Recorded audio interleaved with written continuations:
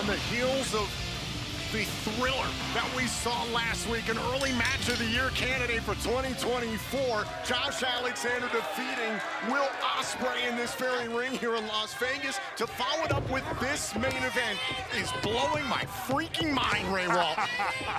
Well, considering your mind, it's not that hard to do. Oh, but shut up. But still, you are not wrong.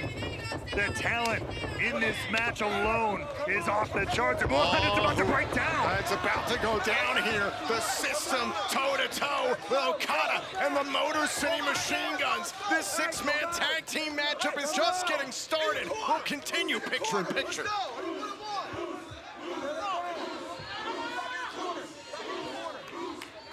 This one just on the precipice of breaking into all-out chaos.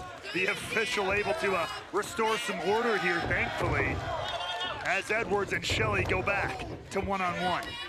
Oh, Edwards, big chop right to the chest. The team of Edwards and Myers were able to defeat Frankie Kazarian and Eric Young on the countdown to Hard to Kill. Apparently, that loss did spark some things in the mind of Frankie Kazarian, as we saw last week. Turned his back on Eric Young, refused to give a comment on that earlier on tonight.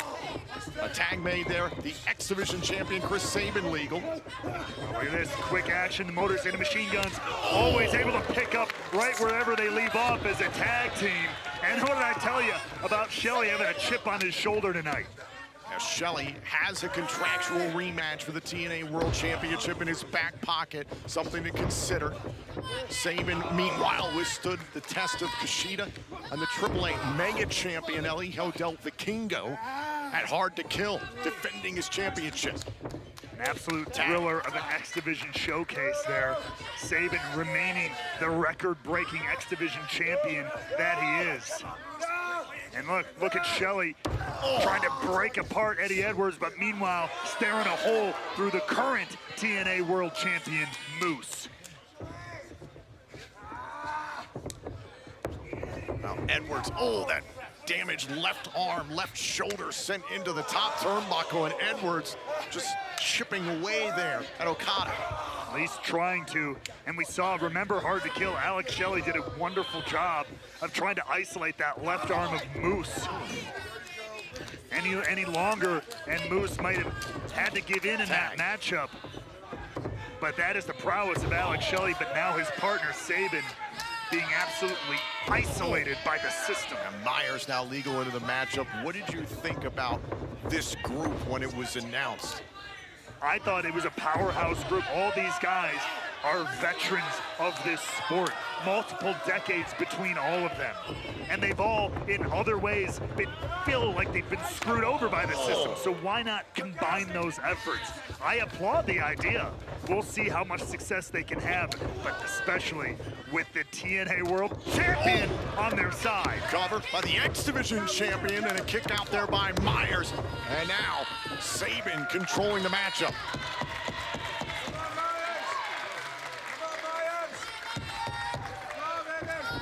Early going here in this matchup. Now Sabin continues to focus on the left arm of Myers, much as they did earlier on to Eddie Edwards. Again, looking to systematically pick apart their opponents, the Motor City Machine Guns, so very good at that. Myers, Edwards, and Moose, I'm going to give them the advantage in the, let's say, the wily department. You got to keep your eyes in the back of your head with those ones at all times. That's a good way to put it. A tag made. Back comes in the former TNA World Champion. Oh, and snapping that left arm. I'd like to point out so far, for the team on the left side of your screen there, it has been pretty much all Motor City Machine Guns. For their part, we have yet to see the Rainmaker himself tag into this one. Tag made, Sabin back into the matchup. They've gone after the left arm of Myers and Edwards. And remember, just a few weeks ago at Hard to Kill, Shelley tried to dismantle the left arm of Moose throughout their TNA World title fight. Sound strategy here so far in this main event matchup. Oh, and this six-man tag team matchup continues in this, our main event. The System up against the Motor City Machine Guns and Kazuchika Okada, and a tag made. In comes comes the brand new, reigning TNA World Champion, Moose.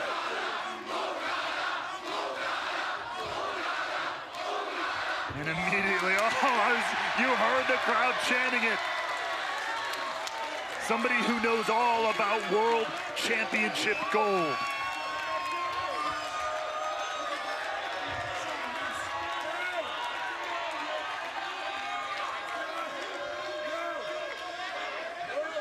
Hell truly has frozen over here in TNA. Moose and Okada, nose to nose. I still can't believe it, Ray Wall. Seeing Okada in a TNA ring is something no one in pro wrestling thought would ever happen. That includes Okada himself for much of his career. Kick out there by Okada. Now the TNA World Champion moves the left shoulder into the middle turnbuckle, and Okada thinking about the Rainmaker. It could have been over just that quickly. You saw Moose thought about the spear. Okada wanted the Rainmaker. It was that close from potentially being over. Ooh. A tag made, in comes Alex Shelley. And Shelley charges after Eddie Edwards. Sabin the assist. Dragon screw there by Sabin. The calling card on the Motor City Machine Guns. Into the ropes, into the apron there. Oh, and the other leg now just breaking Edwards down. Oh! And Alex Shelley legal against Edwards, and now toying with the system. Edwards literally doesn't have a leg to stand on. Alex Shelley does have a contractual rematch for the TNA World Championship in his back pocket following his loss of the title at Hard to Kill to Moose. Have to wonder when he will invoke that. We recently saw Trinity waste no time in invoking her rematch. Hold on, cover here, cover, trying to hook that injured leg and a kick out. I wonder when we will see Shelley get another opportunity at Moose and the TNA World title. Oh.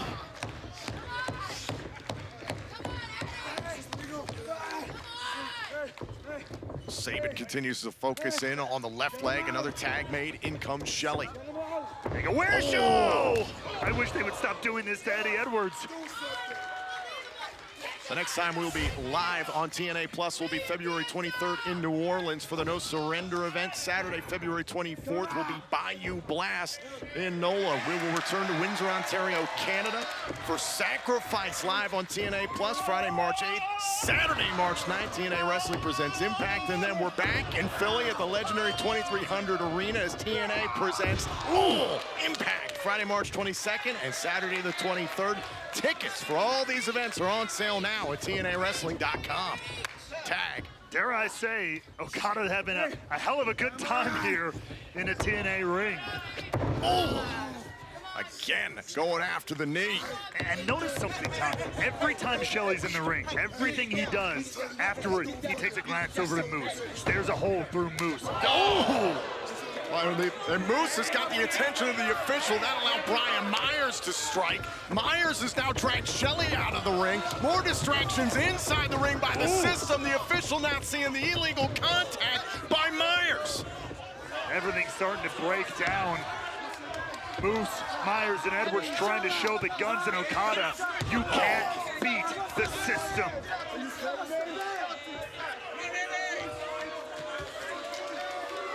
They tried to work within the system, but they are not a part of your system. Moose, Myers, Eddie, and Alicia Edwards, they are the system. They play by their own rules. And in a town like Las Vegas, they make their own damn luck. After the illegal contact there by the system, plenty of distractions there to the referee, trying to gain control of this matchup. Oh, now it's Myers legal in. Cover here on Shelley and a kick out. And if they truly are the system, and I do believe that they are, they make the rules. They make their own rules. And they live by them. And Myers controlling Alex Shelley here in the middle of the ring. This six-man tag team match continues in our main event. Picture in picture. Don't go anywhere. And Myers continues to close out Alex Shelley as best he can here. Shelley trying to get back up to his feet. A big thank you to the folks at the Palms Casino Resort here in Las Vegas for the hospitality, not only for the Hard to Kill event, but the last 2 weeks of TNA Impact. Oh, back elbow, tag made. Absolutely raucous crowds every night here in Las Vegas. As right now, the odds are not in the favor of the former TNA World Champion, Alex Shelley. And now Moose dumping Shelley outside the ring, and Moose having a word with the official, and again, the system are up to something. Oh, illegal contact here by Edwards on Shelley. And Moose still has the attention of the referee inside the ring. The system, just like the house, making sure they always come out on top. Like it or not. Now Moose just manhandling the former world champion. What we saw at Hard to Kill, how would you explain how Moose was able to walk away with the TNA World Championship? Well, I was just about to bring it up. You talked about it that night. Moose came in the best physical shape I think I've seen him in years, if not his entire life. On top of that, I think being more focused than ever. And the fans here in Las Vegas telling the system exactly what they think of him. And I don't think... and Moose cheap shots at Sabin and Okada. I don't think they care what the people here in Las Vegas think. They're not worried about it. That's the thing. And Moose trying to make an audible noise there so that the referee would think a tag was made. The official trying to get this thing under control. Oh, now Alicia Edwards is getting in on the act. You ride or die, and if you ain't dead yet, that's how Lish rides. Now Myers is legal. Shelley has been taking a beating the last few minutes. It has been all the system. Boom! Double team there from Myers and Edwards. Cover to win this matchup and a kick out. Shelley desperately needs a tag here.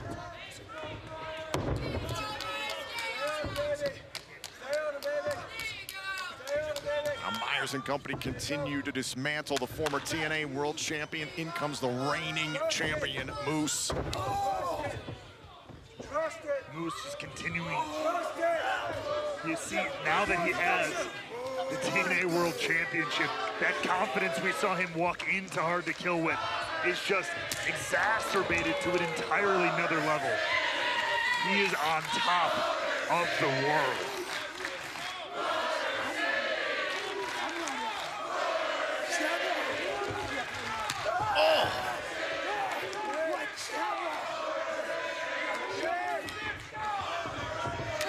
Asking for more from Moose. Oh, wait a minute, let's think about sliced bread. Moose trying to control Shelley. Oh, Shelley taking shots at Edwards and Myers. Shelley continuing to fight here, trying to fight his way out of the opponent's corner. Look out! Oh! Face first into the middle turnbuckle. Shelley's got a chance. The window is open. Can Shelley get through? Oh, now Edwards takes away the tag options of Sabin and Okada. Oh! Oh, we are back here on TNA Impact. This is our main event, a huge six-man tag team matchup. The system has been in control, but a misfire there. Tag made. Shelley finally gets over to Sabin, who comes in like a house of fire, taking everybody down in front of him. Down goes the TNA World Champion Moose on the outside. Myers and Edwards of the system on the inside, leveled by the X Division champion. Sabin has turned this entire matchup around for his team. And a kick there to Moose. Down goes Myers. Now Sabin focuses in on Eddie Edwards. On the second row, Tornado DDT. Plants Edwards, is that enough? Two legal men cover here. Edwards able to kick out. Sabin has shifted the tide of this main event matchup. But has he done so enough to lock away the victory for himself, Shelley, and Okada. And now trying to get Edwards up there for the cradle shot. Edwards, despite the damage he took to multiple appendages earlier on in the matchup, able to drop his weight, but now 2-on-1 chance for the Guns. Here we go, this is some classic Motor City Machine Guns here, the assist! Cutter, middle of the ring! You gotta give them credit, the Guns do not miss a beat when it comes to teamwork. Up on his shoulders, oh, and ripping at the face of Chris Sabin. Edwards backs Shelley into the corner. Oh! Maybe I spoke too soon, some incidental contact there.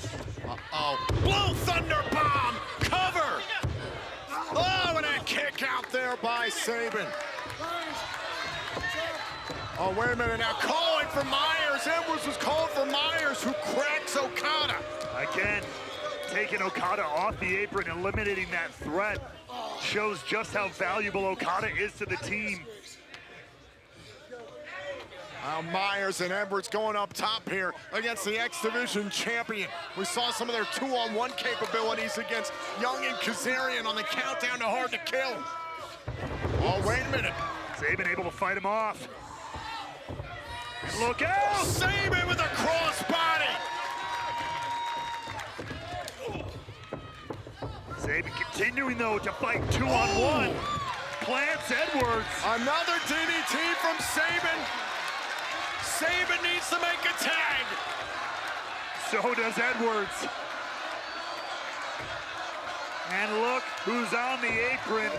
Tag made! In comes the Rainmaker! And he comes in to meet the TNA World Champion, Moose. Look out! Oh, and Okada ran right into Moose. DDT by Okada. Moose didn't go down, tried to be defiant to the end there, though. Now 2-on-1 with Okada. Okada trying to fend off Myers and Edwards. Oh, flapjack, middle of the ring. Again, I never thought I would see the day Kazuchika Okada in a TNA ring. Whoa, whoa, whoa. Manhandling the world champion here. Look out. Oh! Nasty neck breaker courtesy of Okada. Oh, and Moose, the TNA World Champion, able to kick out. And now Okada taking his time. Dumping Moose, middle of the ring. And it could be time here. Okada likes to go for that high-angle elbow drop from the top rope. Moose is primed. Got him! Got all of it! But the Rainmaker is not done.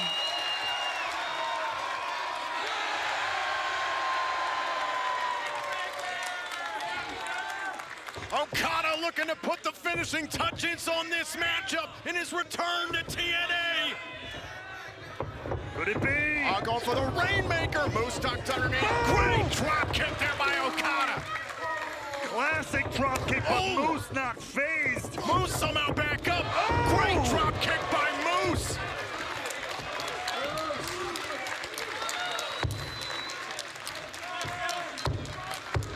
Moose, the current TNA World Champion, going toe-to-toe with one of the best wrestlers in the world today.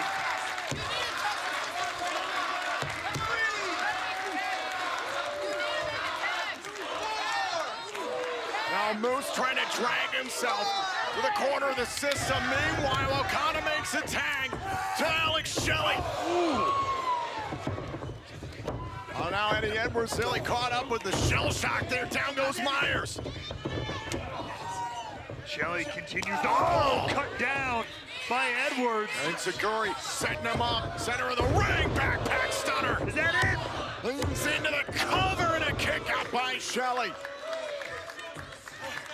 Frustration building on the side of the system.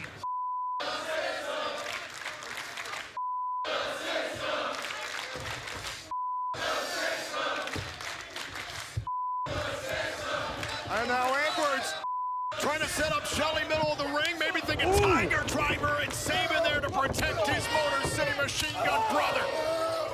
Now Moose, take it off here. Oh! Double super kick there from the Guns. Now Eddie Edwards, I believe a tag was made there by Myers, but the Guns going to work. Classic Motor City Machine Guns. Look out, look out. Oh, what a knee strike there by Myers. Oh, and an enziguri. Beautiful by Myers there. Takes down the former world champion now, lining him up. By Myers, think about the roster cut. Oh, and Okada. Okada, Rainmaker. Down goes Myers. Shell shock. Cover. Okada and the Guns get the win. Nice. I spoke to Mike Bailey earlier today. He said it represents him very much who he is as a person. He is calm, he is zen, he keeps it in control as Mike Bailey. But when that bell rings, he is unleashed like the dragon of professional wrestling that he is. And with Vikingo on the other side of the ring, this is going to explode.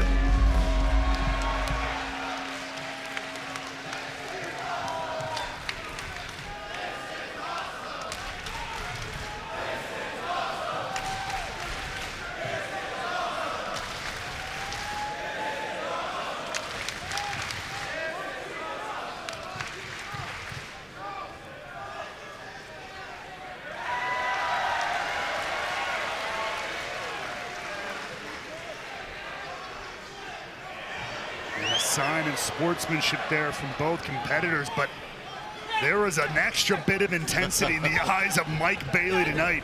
Oh, what a way to begin the action here. And Bound for Glory, what a way to set the tone. This year's Bound for Glory is TNA Wrestling's highest paid ticket total and the largest grossing live event for TNA in the United States in 2024. And on top of that, tonight marks TNA's highest attended Bound for Glory event in 11 years. Cover here from Bailey to retain. What a kick out there by Vikingo early on. This is the hottest ticket in town. TNA, one of the hottest tickets in wrestling in general as of late. Here we go again. Cover and a kick out. Some of the best athletes and wrestlers in the entire world are here. Another kick out. Oh, and a low drop kick there by Vikingo, the longest reigning AAA mega champion of all time. Had to relinquish the championship due to the right knee injury I mentioned earlier on.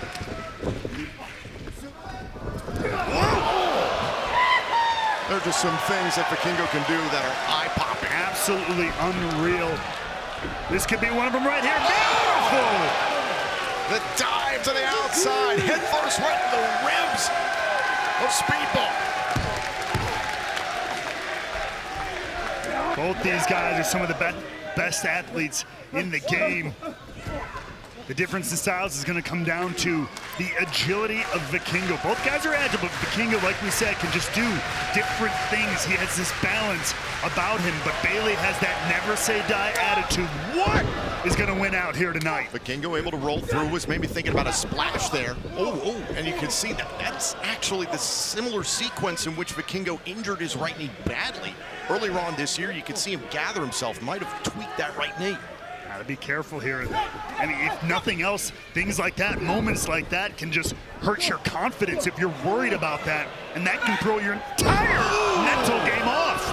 Outstanding job there by Speedball Mike Bailey. You and I saw how in the matchup against Leon Slater, Speedball went to the ground game far more often, and it paid dividends and retained the title against Slater. And especially when you know your opponent in this situation has a previous leg injury, it's incredibly smart strategy from Speedball Mike Bailey. And Vikingo does get his hand to the bottom rope, and will break up that submission attempt there by Bailey. Our referee, Daniel Spencer, all over it.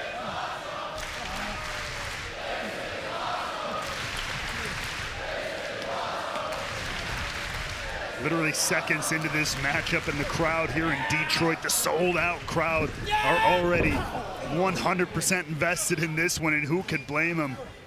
Sends Vikingo into the top turnbuckle there, now lighting up the chest. Speedball's not lost a singles match in TNA all in 5 months. But to your point, his record against Vikingo one-on-one is not the way he'd like it to be. Can he change that here tonight as he drops the knees? Cover, trying to retain in a kick out. And if you ask me, Mike Bailey has been a bit of a different athlete since winning the X Division Championship this time around. It's as if he's learned a little bit from his first two reigns, hopefully a lot, but the attitude, much like the beginning of this matchup, the intensity is a little bit up. He is not messing around as much. The nice guy, don't get me wrong, he's still there, but I think when the bell rings, there's a little bit more edge to Mike Bailey in this X Division title ring. I gotta be honest, I don't want to see nice guy Mike Bailey because Speedball comes into this having never won at Bound for Glory. Faced Frankie Kazarian 2 years ago, Ospreay match of the year last year in this company at Bound for Glory. Now Vikingo connects with that kick. However, he used that previously injured right leg to go after Bailey. It's going to be on his mind this entire matchup. He's got to get his head in the game, or he's got to figure out what he's going to do to avoid injury at all costs. Just looking for Vikingo. He's going to make you second guess every last thing in the ring. Can you keep up with Vikingo? The spatial awareness of the wrestling ring is unmatched with someone like Vikingo. Springboard missile drop kick, and now Bailey to the outside. Remember, the title can only change hands via pinfall or submission, not via countout or disqualification. Vikingo looking to shake off the cobwebs on his leg there. Bailey thinks better of it himself. Go for a baseball slide there. Now Bailey goes for one of his own. Bailey lands on his feet. Vikingo able to block. Ooh. What does that feel like? Not good. But whoa! Wait a minute, Vikingo off of the barricade. Oh my God! The balance alone, let alone the precision to take down Bailey like that. Take another look at this. Vikingo maintaining his balance and then dropping Bailey on the outside. And the X Division champion is in trouble right now here in the impact zone. Picture perfect there, but look at this. You saw Bailey. He's scouting. Vikingo up! Oh! Corkscrew to the outside, and down goes Vikingo. We've seen Bailey hit that before. He put a little extra stank on it with that twist. Take a look at this. Jumping out of the screen. The twisting moonsault finds its target. Bailey's still favoring his midsection after that dive from Vikingo to the outside. Skull first right into the ribs. Well, that's going to be the case then for these two guys. We got the leg of Vikingo, which is going to be on the mind of Mike Bailey. We got the ribs of Bailey, which will be on the mind of Vikingo, unless Bailey could put it away here, perched up top. Going for the shooting star. Able to land on his feet and roll through. Vikingo avoided disaster. And there's the green tea plunge. Oh, and a kick out. Incredible counter there from Bailey. Oh. And now setting up. Maybe looking for those knees again. Bailey continues to take his time. Oh! Vikingo made him pay for it there. Ripcord the kick right to the side of the head.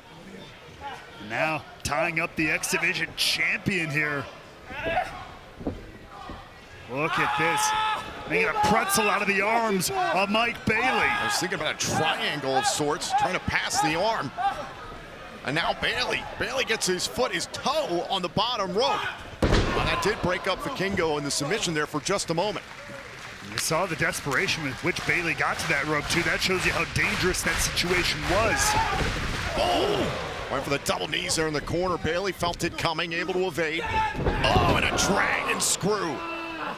And once again, Bailey, he knows the target. His opponent's leg. Look at this, trapping the leg now. Ooh! And Vikingo is down, and once again, Bailey is going up top.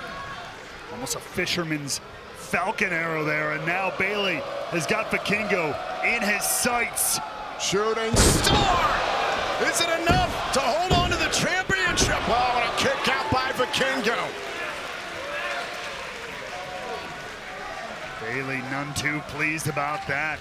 Hashtag TNA Bound for Glory is now trending on social media. Thank you for watching worldwide on pay-per-view and TNA Plus. Whoa. An international dream match here between Bailey and Vikingo to start things off. Oh, and The whirlwind kick of his own there. A tornado of offense between two of the best in the game today.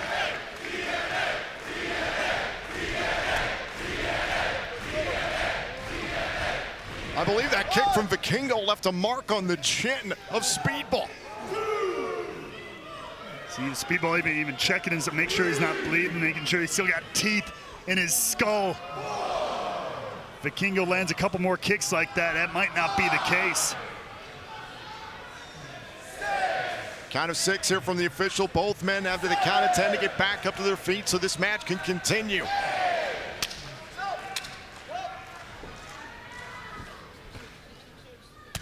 And Vikingo inviting the offense from Bailey. Finding ourselves in a classic situation here. Ooh. Mano y mano, strike for strike, chop for chop. Who can best the other? Oh. Great view here of the action inside Wayne State University Fieldhouse. Sold out tonight. We're bound for glory.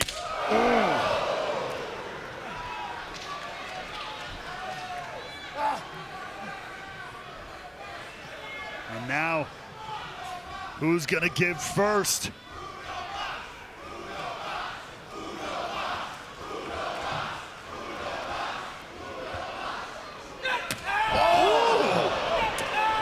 Little gamesmanship there by Bailey. Bailey got quite literally taking the low road, going for the kick instead, and now Vikingo making Bailey pay. Oh, so perforate an eardrum there, the way Vikingo can throw strikes. Oh, blocked. A little crane kick, and it worked. Kick right to the chest, and now Bailey gets the double knees. And if Bailey gets rolled, when he gets rolling, it's hard to stop him. Going for the tornado kick on Vikingo. Gets it this time. Vikingo's in trouble. Vikingo's in a bad spot now. And Bailey with ultimate weapon. Good night. Cover. Oh, and a kick out by Vikingo. Are you kidding me? It was perfectly hit. Ultimate weapon. How many matches has Bailey put away? But somehow, some way, Vikingo kicks out. Absolutely incredible. El Hijo del Vikingo frustrating Bailey. Stick around in this fight. That's what the X Division title means to the world of pro wrestling. Oh, wait a minute. Is Bailey trying to now set up for the Flamingo driver? This helped him beat Slater a few weeks ago on Impact. Oh, wait a minute. Canadian Destroyer.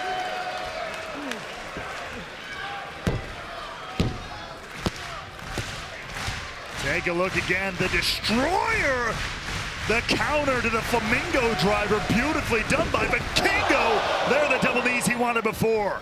Got Bailey right in the face, and now Vikingo going up to the top turnbuckle. Gonna be time for that beautiful 630 senton, and Bailey sensed it, rolled out of the ring. Are you kidding? But it could not avoid Vikingo for long.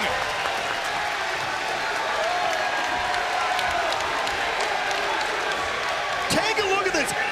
Changing his game plan, just walking the ropes, and that beautiful corkscrew moonsault. Vikingo is a freak of nature. Vikingo gets himself back up to the top turnbuckle. Now thinking again about the 630 senton, but Bailey able to block. Now has Vikingo out on the apron, setting up for those knees.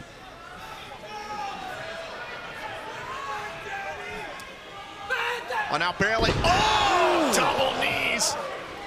And Vikingo gonna take advantage here. What the hell? On the post! On Vikingo and the Destroyer on the damn apron! Holy hell! Look at this! Absolutely death-defying leap from Vikingo. What will these two men not do for the X Division title?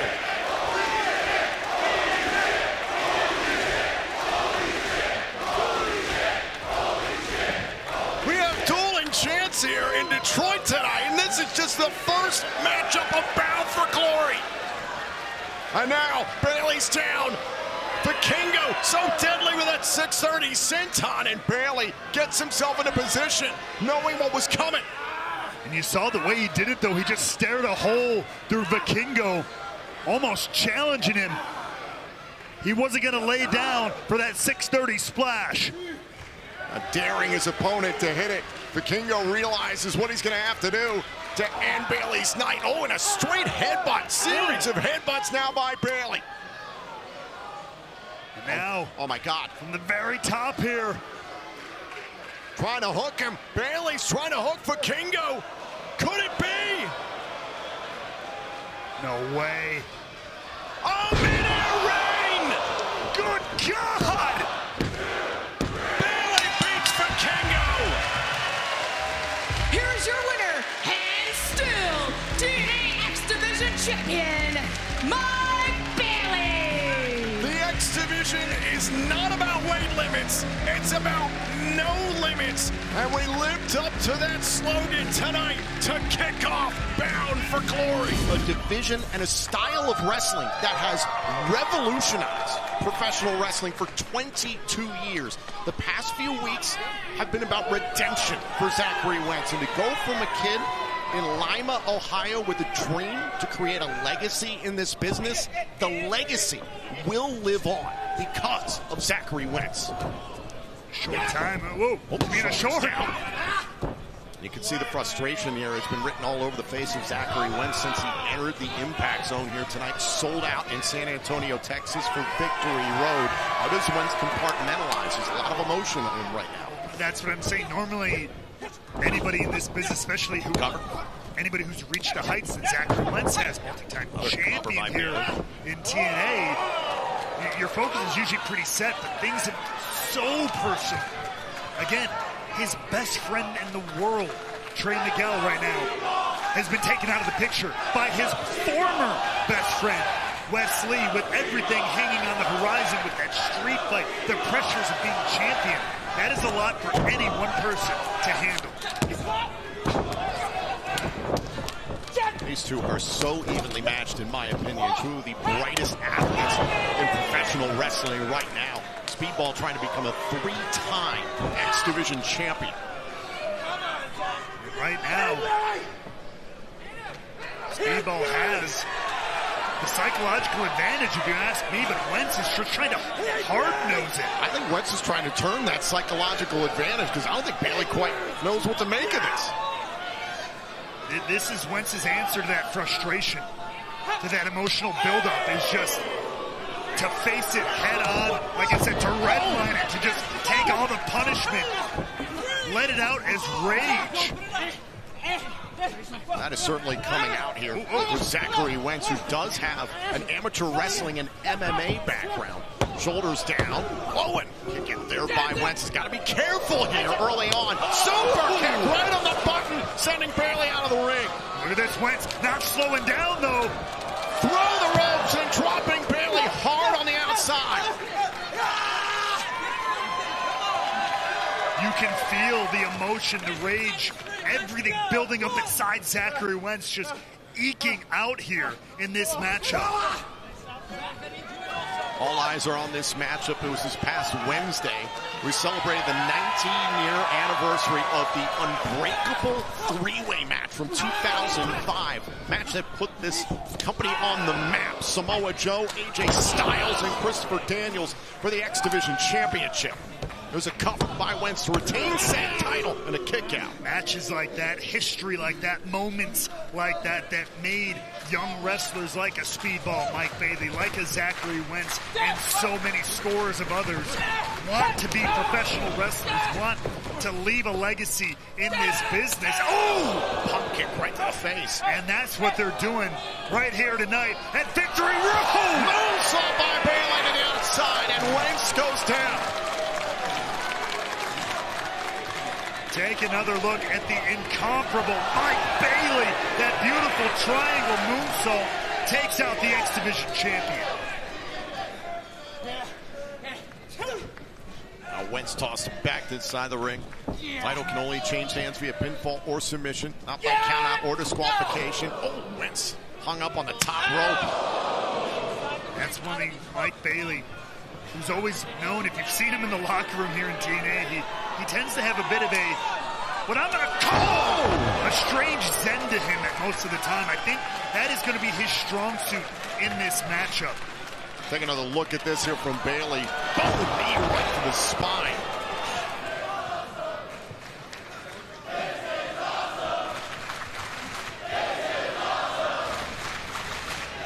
And indeed, it is, even in the early goings. We've seen the guys push this one to the limits already, and I've been feeling we're just getting started. Oh, look at this! Submission here by Bailey on Wentz. Twisting right into that leg lock. Wentz in a bad way. That is not, there it goes.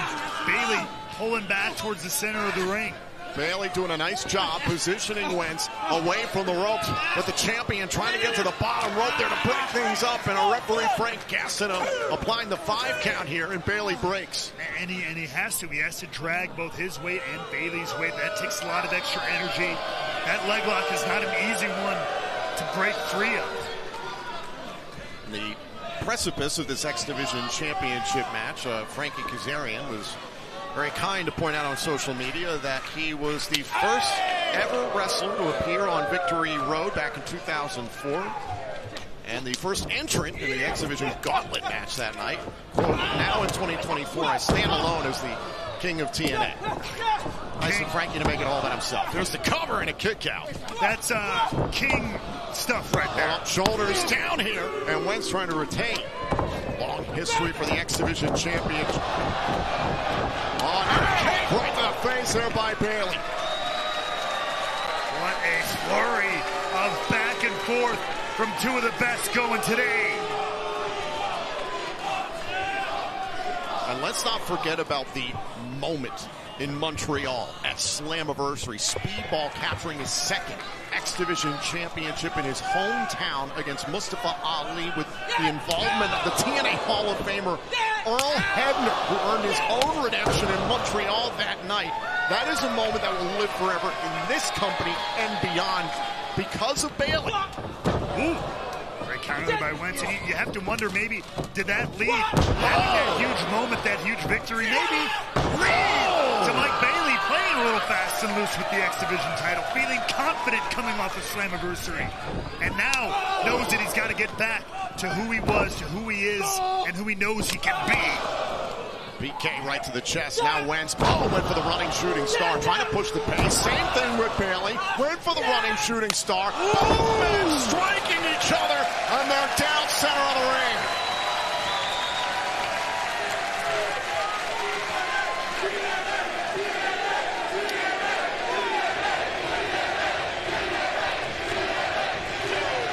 Two badass minds think alike, boy. These guys are pushing each other to the absolute limit.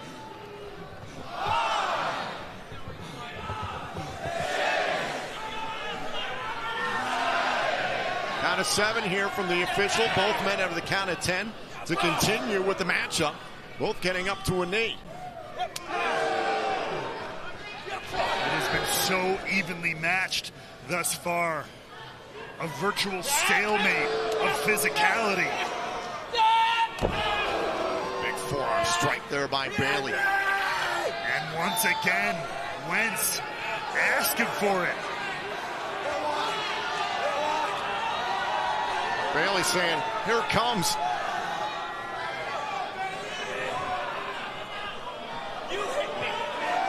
And now turning the tables on Wentz.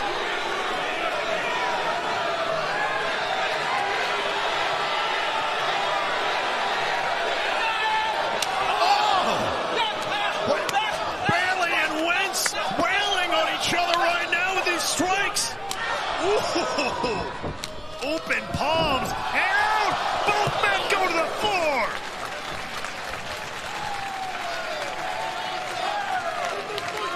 All of this for the prestigious X Division Championship tonight at Victory Road, with Bound for Glory right around the corner. Here they are putting everything on the line. Wentz and Bayley crash to the floor. This one is indeed awesome. Now Bayley dragging Wentz out of the ring. Champion's advantage, of course, goes to Wentz. Dives back inside, resets the 10 count. Oh!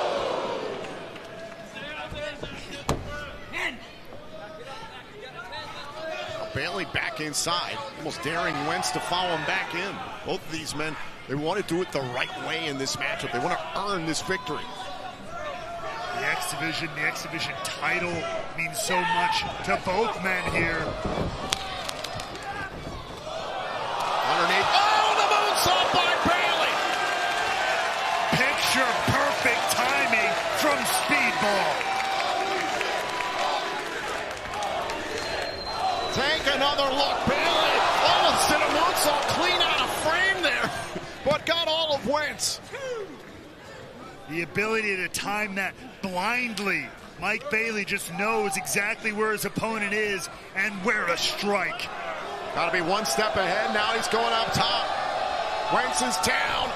Oh, was maybe thinking about ultimate weapon, but able to land on his feet. Handspring. Now one from Wentz. Oh, and the knee strike right on the cheekbone. Beautifully placed there from Wentz this time.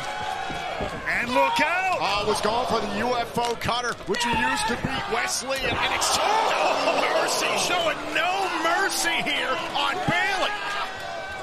Oh! Now Bayley turned inside out on the outside. Wentz is relentless here.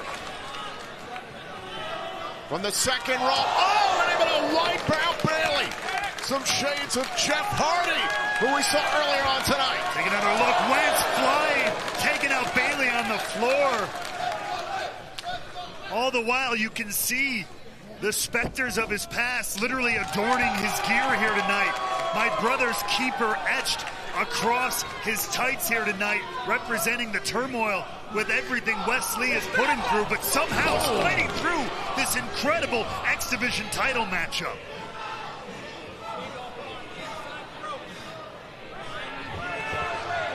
Oh, now Bayley goes the double knees, trying to cave in the chest of Wentz.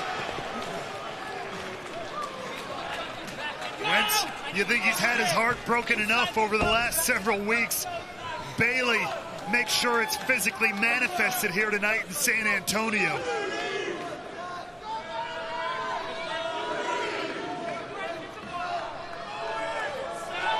Count of 4 here from the official. Title can only change hands via pinfall or submission inside the ring, not via countout or disqualification. Bayley realizing that this match been hard-hitting.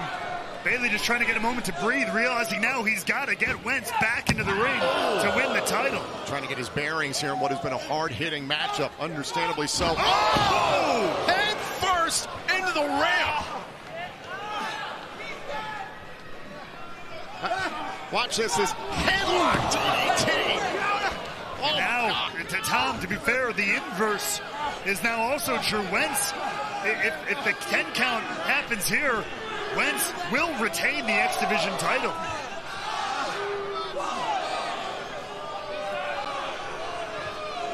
Count of 2 here from the official. Again, Bayley adds to the count of 10 to get back inside the ring, or else Wentz will retain via countout.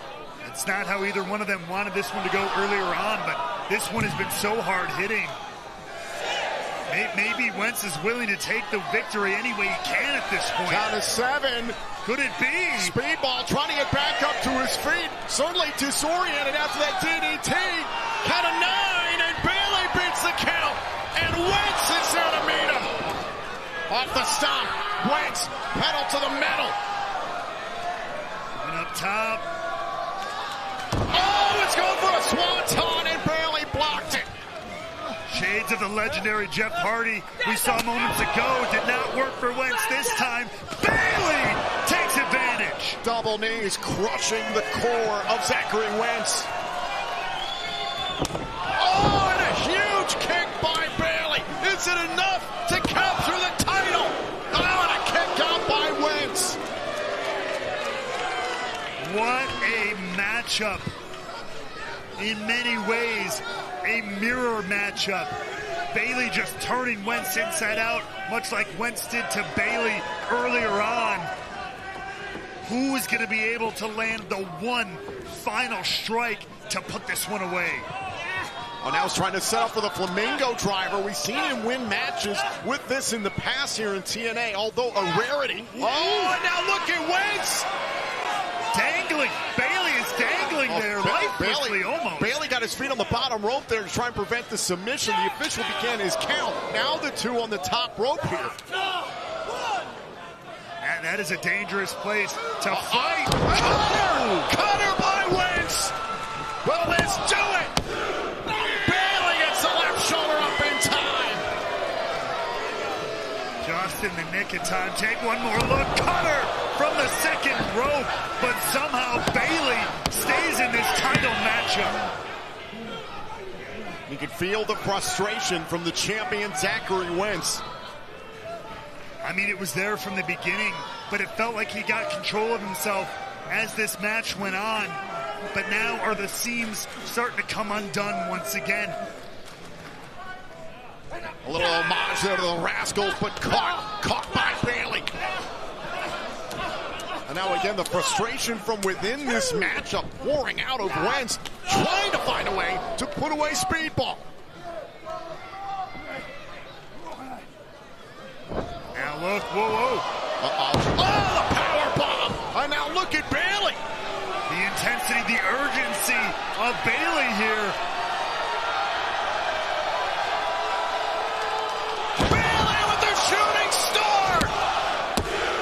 Wentz is still alive on Victory Road!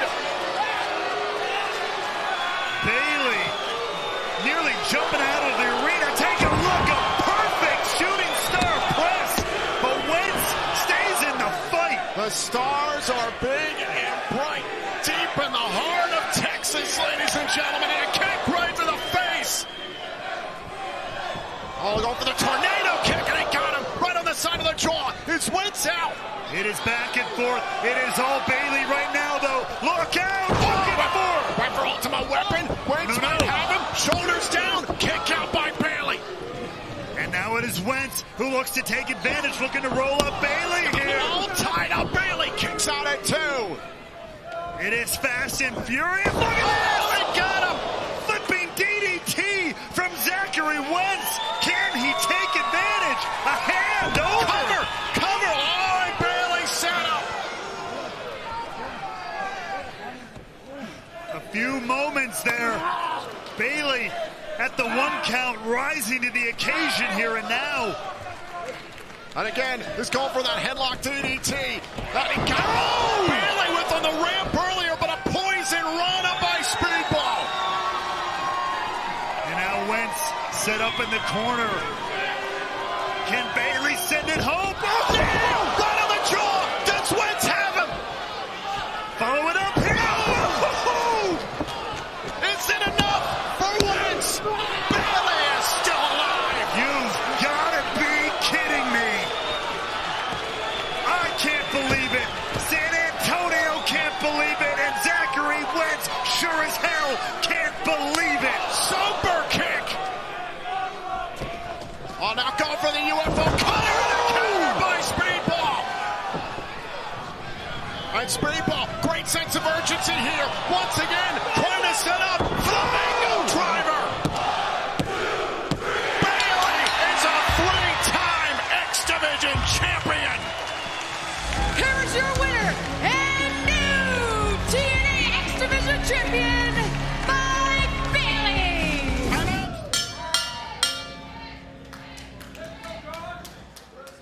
This is your 1-hour Ironman match, and it is for the TNA World Championship. Introducing first the challenger. From Toronto, Ontario, Canada, weighing in at 235 pounds, the walking weapon, Josh Alexander.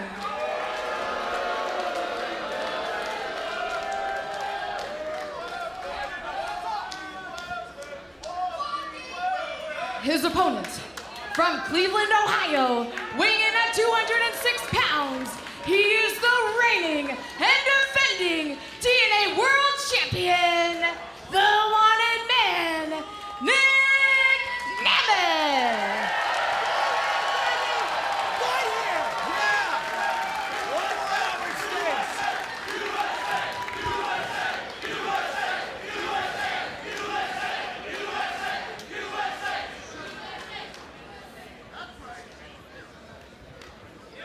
Right here, right now. It's not about companies, it's not about nationalities, it's not about resumes anymore, ladies and gentlemen. It's about that championship you just saw, the TNA World title. Who can outlast who between two of the best of TNA wrestling, two of the best going on the planet today?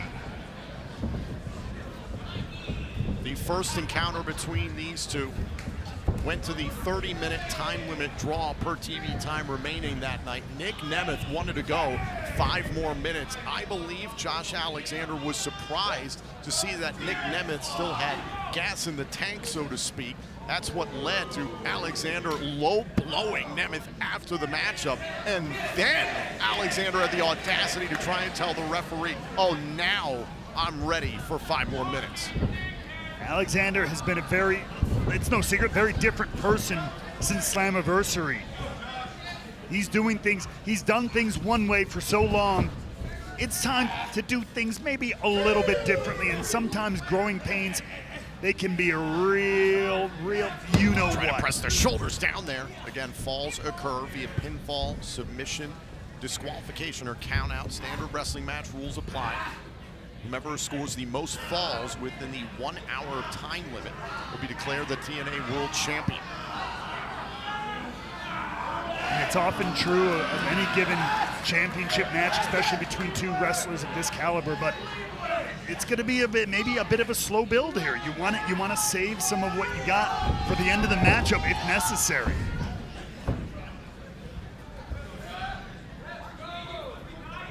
Referee Daniel Spencer trying to separate Alexander and Nemeth because Nemeth is amongst the ropes.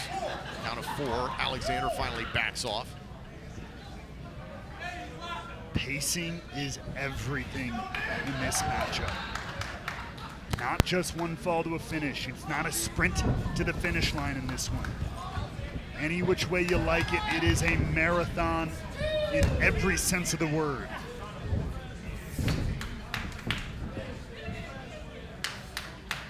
See, Alexander there was going to try to pick the ankle between.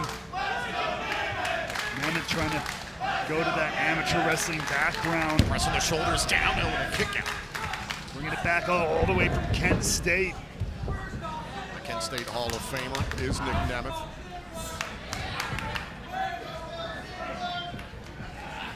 Now shoulders down here. Alexander able to escape. Their first encounter, Alexander dominated the bulk of that matchup. I think that's fair to say, but it was late down the stretch that Nick Nemeth found his wind, and there was that question of, can Nick Nemeth go into those proverbial deep waters, deep into a matchup like this? What did you learn about Josh Alexander within that matchup? Again, was in control for much of it. That's exactly where Josh Alexander lives, in those long, drawn-out matches. Now, to your point, Nick Nemeth did. I think he had a lot. He came alive late in the matchup, which is a hard thing to do even at 30 minutes. And I do not want to downplay that. But ladies and gentlemen, that's half the length this match is guaranteed to be. We know we are going 60 minutes here tonight. That's twice. Cover by Nemeth. Cover. Kick out at 2. Twice what we saw on Impact. That's a totally different, there is another, that's what I was saying, and there's another level, another gear you have to get to when you start pushing 40 minutes, 45 minutes. Those couple of minutes are miles in a wrestling match like this. When you pushed your muscles, pushed your lungs, the very wind inside your body to its absolute limits. Shoulders down here on Nick Nemeth. He's got to be careful here against Alexander. It's the right shoulder up in time. Well, going for a cover here. Alexander gets his hand there on the bottom rope, trying to reassume control. Tom, the thing about these matches too, again, not one fall to a finish. It's the best of however many decisions you can get in that hour. So things in normal match, a submission, you might try to last as long as you can to get to a rope break if you can. But here, you might want to forego that. You might want to get a tap out so you can survive longer in the matchup and hopefully make up for it later on and not injure a body part. Decisions like that, strategy like that is totally unique to the Iron Man matchup. You absolutely have to think about the long game. It's Yes. about endurance, and if you do find yourself at a hole in terms of falls, you've really got to start to get creative. You got to protect body parts at certain times, and you can see the clock there in the corner as this match is in its infancy.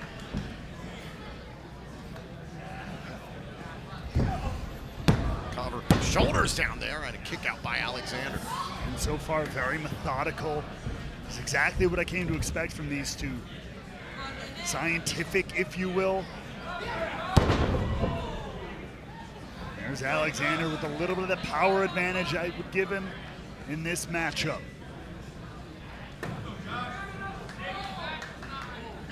See that confidence on the face of Josh Alexander. Absolutely. He knew it the second that this match got made an official, was announced. An Iron Man match for 60 minutes. The Walking Weapon believed that he had this one in the bag, but it's another thing to go in there. Had an extremely heated war of words as you moderated last night, the final face-off before Emergence, Nemeth and Alexander. This is as personal as anything we have seen. Look, if there's one thing I took away from that face-off between these two last night on TNA Impact, being right there and feeling the energy just radiating from them. Look, you may not like some of the things Josh Alexander has done or said in the last couple of weeks, but you can't take away from either one of these guys the passion they have to be TNA World Champion, to be that flag bearer, look out, for this company, willing to do what it takes. Small joint manipulation there by Josh Alexander, snapping the fingers. An injury potentially this earlier on in the matchup can be devastating. Gotta keep an eye on that, but Josh Alexander is targeting the left shoulder, and we've talked about it plenty in the lead up to Slammiversary. A sneak attack by Frankie Kazarian on Nick Nemeth led to Nemeth sustaining a torn labrum in his left shoulder. He did not get surgery, doesn't often require surgery. Oh, cover there, going for a fall and a kick out. So that is something that Nemeth is working through, so to speak. And it happens so often in pro wrestling. You have those minor injuries, things that you don't want to keep you from your obligations, from your work, from providing for your family. So you do work through them as if it's necessary, you do what you got to do. And that's what Nick Nemeth is doing. But how much is that going to come into play? We know the intelligence, the in-ring intelligence of Josh Alexander. You know he will exploit that.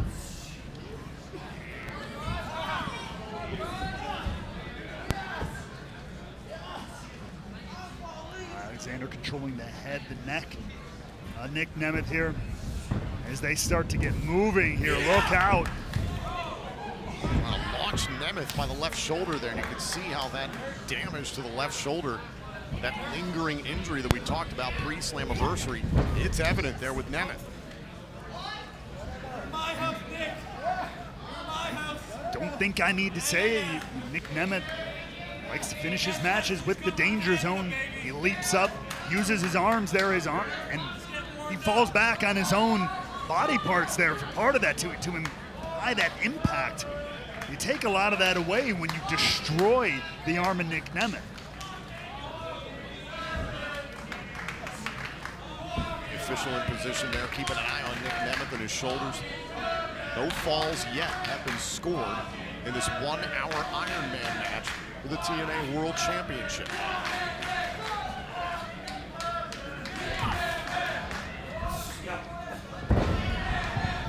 Beautiful athleticism.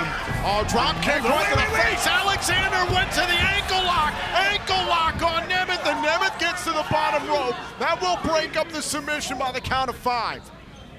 You saw the tenacity, the quickness, the urgency Nemeth had to get to the rope. Normally, again, in a regular match, you would try to see Nick Nemeth maybe gut that one out, try to counter, but no second thought, got right to the rope. But how much, even in that short time, how much damage was done?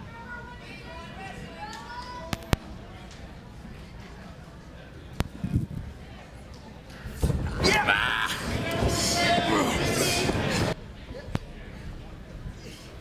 Now back to to square one, grappling, center of the ring.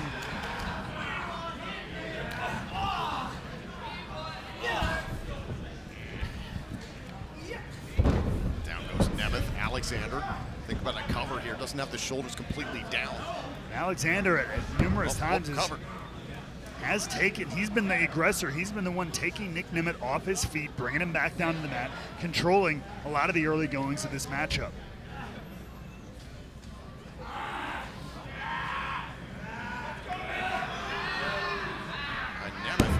Nemeth has his shoulders down.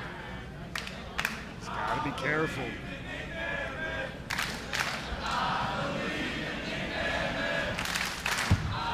Look out, Nemeth has Alexander all tied up.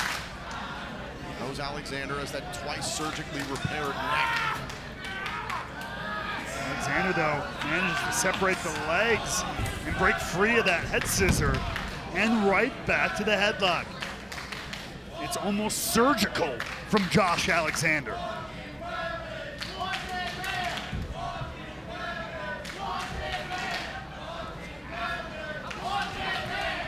And look at tearing, and there you go. But look out. Shoulders down. Counter there from Nemeth. Tear at the head of Josh Alexander to get a quick cover. Back to their feet here.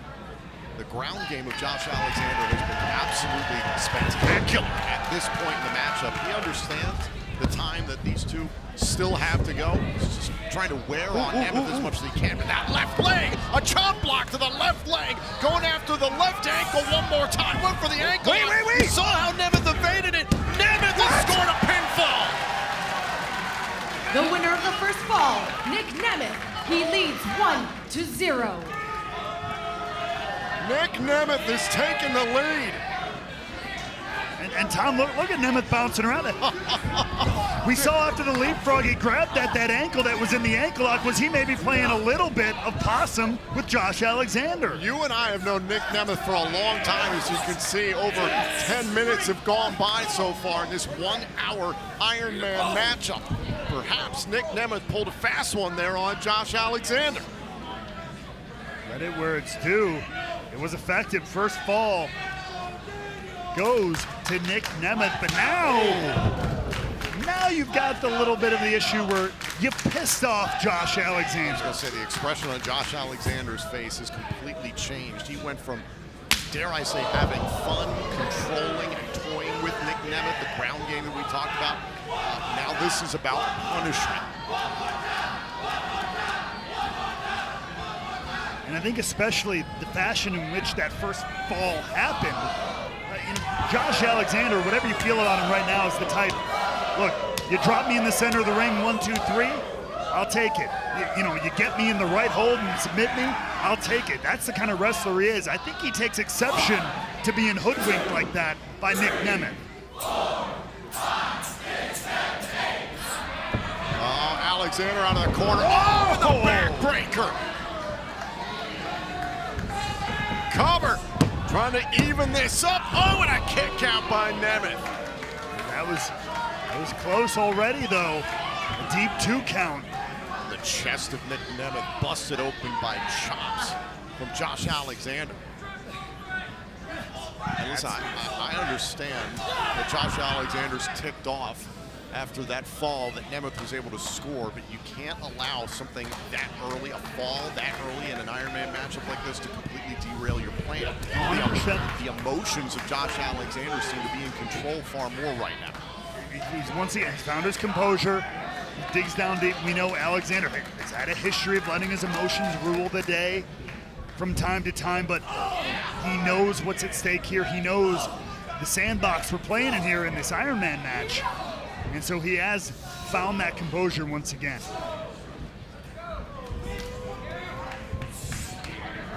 On another backbreaker by Alexander. Fires that one off, pressing the shoulders down to even up the score. And Nemeth gets the right shoulder up. Talk about the damage done to the shoulder earlier on in the matchup. Damage to the back too. That'll take away the danger zone just as much. You moderated the final face-off last night on Impact. There's this look on the face of Josh Alexander after these kickouts here by Nick Nemeth. that to me read as Alexander thinking, you should have this guy. What do you think? I think Josh Alexander believes that in every cell in his body. I mean, look, he's a wrestler. He's been through all kinds, he knows that maybe X move isn't going to put it away.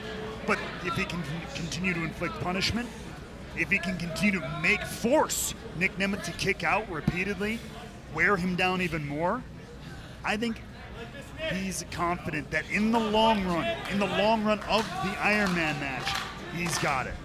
But I do believe that there is that in that I've got this guy.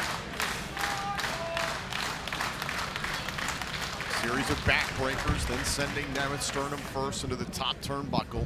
Josh Alexander is pivoted, playing the long game here. Oh, and a counter there by Nemeth. Needed that one to stop the proverbial bleeding.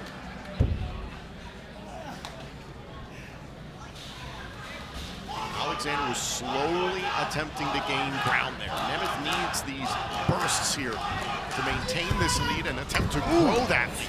That's not how you want to start that off. Alexander, hey, look at... Oh! Nemeth was trying to hold on to that turnbuckle pad to prevent the German suplex, and instead he's ripped it clean off. Now exposed the far less protected pad there. Nothing but millimeters, excuse me, to the cold hard steel of the turnbuckle there.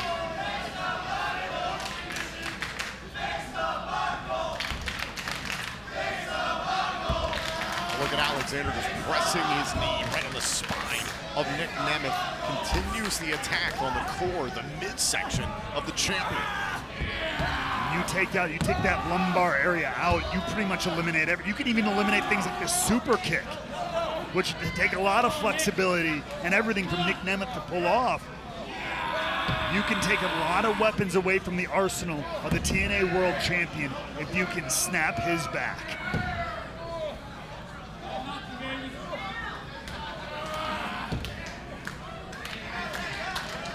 Alexander, quite frankly, looks like he's just warming up.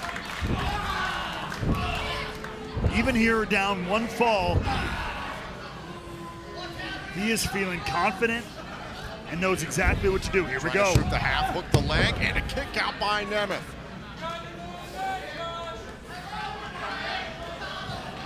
And to your point, so that look right there on the face of Alexander, we just saw a little bit of a smirk, maybe a little bit of incredulousness there showing on the face of the walking weapon.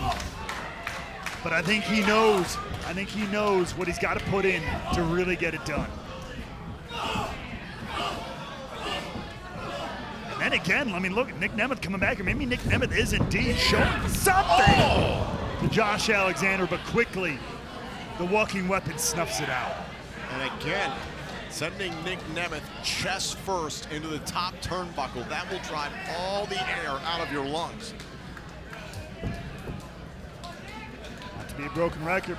Can't breathe, he can't fight. Yep. You see Nick Nemeth, he's shaking that left arm that we talked about earlier. A labrum injury sustained before Slammiversary. That's going to linger with him potentially for the rest of his career. It's the type of injury that the body doesn't automatically repair the labrum, unfortunately. It's going to have to deal with it, scar tissue that builds up. And it's normally the type of thing where I would advise Nick Nemeth, give him a couple tips and bits here about saying, hey, finish this match early maybe.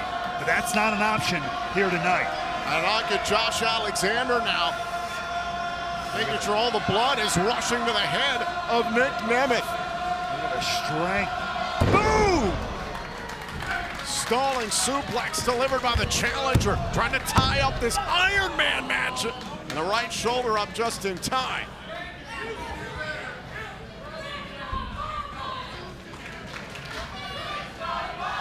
Remember, 1-0 right now for Nick Nemeth in his 1-hour Iron Man match for the TNA World Championship.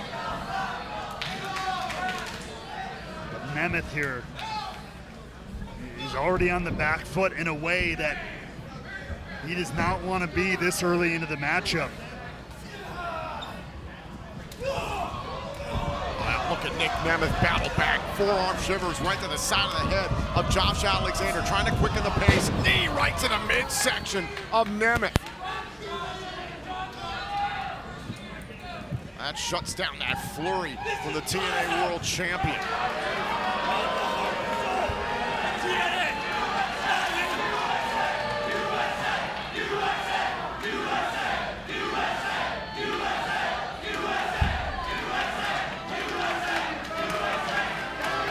Crowd here in Louisville, Kentucky, trying to make this about something it's not. Oh, Wait a second.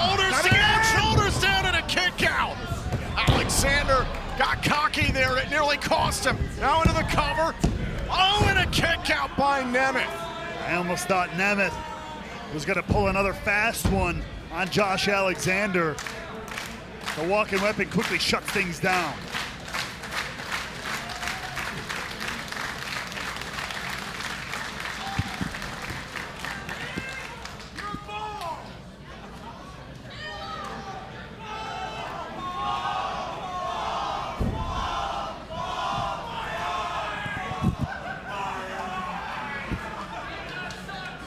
Alexander once again back to his very deliberate attack here on Nick Nemeth, choosing his moments, choosing his tactics. Oh, look out! Alexander through the ropes. Using the momentum of the walking weapon against him. Nick Nemeth now, he has an opening.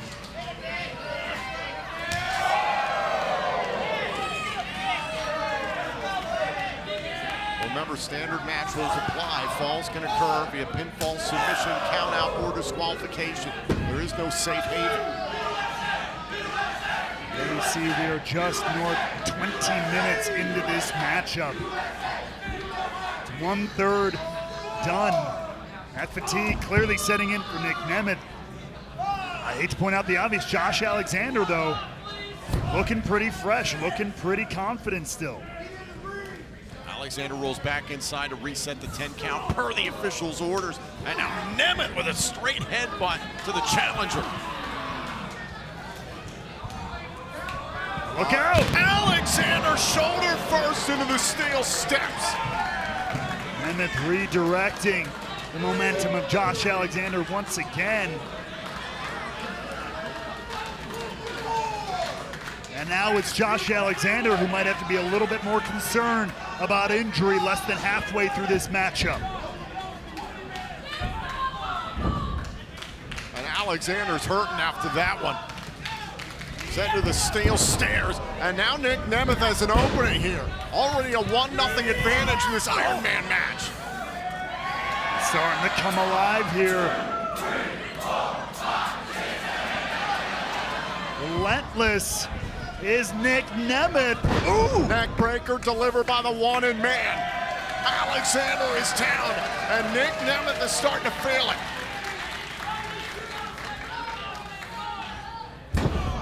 Here we go. Here are those relentless elbows. A lot of punishment. It takes a lot of energy to inflict this all too.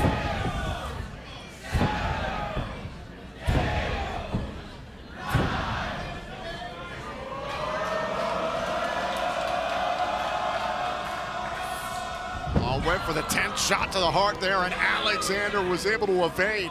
Alexander trying to get out of the ring and away from Nemeth. We get a little space from the TNA World Champion. He plants Josh Alexander. Now Nemeth, what's he got in his mind going up to the top rope here? Nemeth going to the top turnbuckle, a rarity from Nick Nemeth as we've seen here in TNA. Elbow drop! Wait a minute, Alexander! Oh, nearly tied it up right there. 2.99, but look out! Trying to hook him for the C4 spike. Nemeth felt it coming. Shot right to the knee. Nemeth off of the ropes, one of the famous, sir.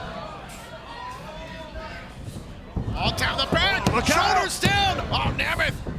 Nemeth now. Alexander's shoulders are down and a kick out. Back and forth. Oh, and a kick out at 2. Famous, sir, center of the ring.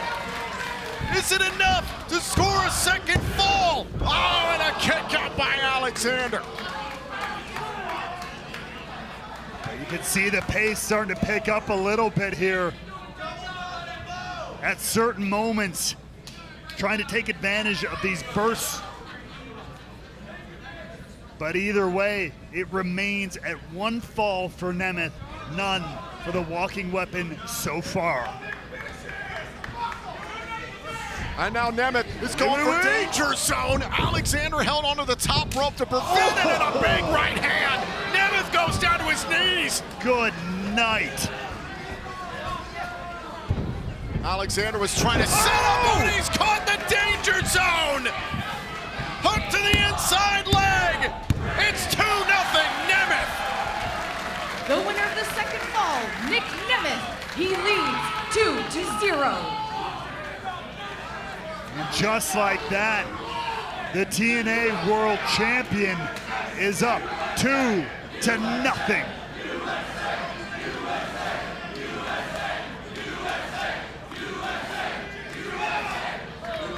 Well over 20 minutes have elapsed here in this 1-hour Iron Man match for the TNA World Championship. We are sold out tonight in Louisville, Kentucky at Emergence.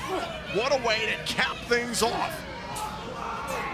And Alexander is getting rocked right now. You can see the headgear starting to come a little loose. The barrage of Nemeth, and especially able to finally look out. Covered, going for a third fall and a kick out. And that would mean a commanding lead for Nemeth. Nemeth finally being able to hit that danger zone has opened up a huge window. Neck breaker, hook to the inside leg. Does he have him? No. Alexander is now having to dig down deep every single time he gets covered here.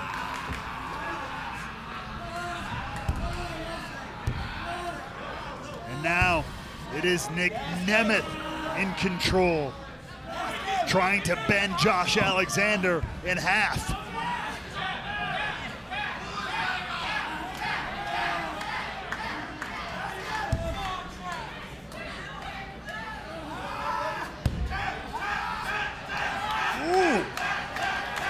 Again, a walking weapon going to that small joint manipulation a little bit wherever he can. The wrists, a couple of the fingers there, and Nemeth to break that hold. Kind of a modified attempt at the bow and arrow there. And down goes Alexander in a heap in the corner. You see though, Nemeth grabbing at his wrist there. Even the small things like that were effective from Josh Alexander. Boot right on the throat of Josh Alexander. 2 falls to nothing for Nemeth against Alexander in this TNA World title match. Nemeth with a big shot to the heart. Can he score a third fall? A kick out by Alexander. Quite frankly, if you're Nick Nemeth, you're up 2-0. You can contemplate defense if you wanted to. But Nick Nemeth trying to just grow that lead. He's trying to continually cover Josh Alexander, dish out that punishment.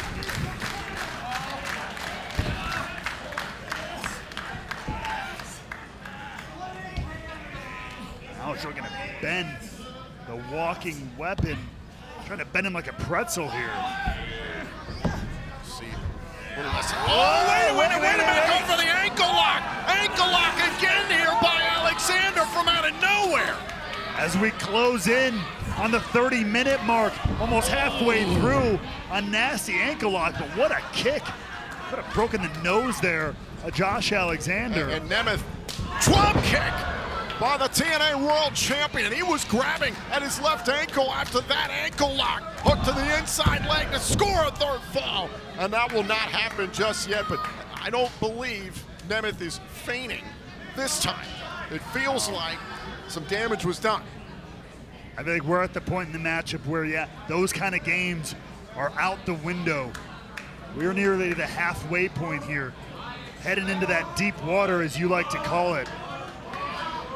The irony is that this is around the point in the first encounter between these two where Nemeth started to find his groove. Oh, in a very similar circumstance here tonight at Emergence. Hanging Nemeth up on the top rope there. Alexander rolls back inside the ring. Remember, falls occur via pinfall or submission in the ring, or via count out or disqualification. Now these two slugging it out here. 30 minutes deep into this Iron Man matchup. Nemeth, big right hands. Oh, and a shot to the left knee by Alexander, and that bought him some time.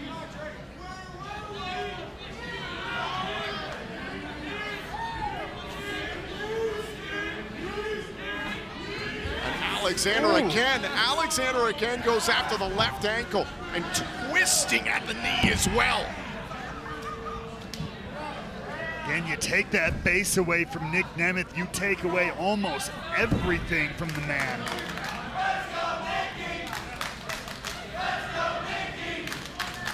Josh Alexander doing anything he can right now to exacerbate this vulnerability that he can see in the TNA World Champion. In your mind, should Josh Alexander begin to be stressing about the time remaining?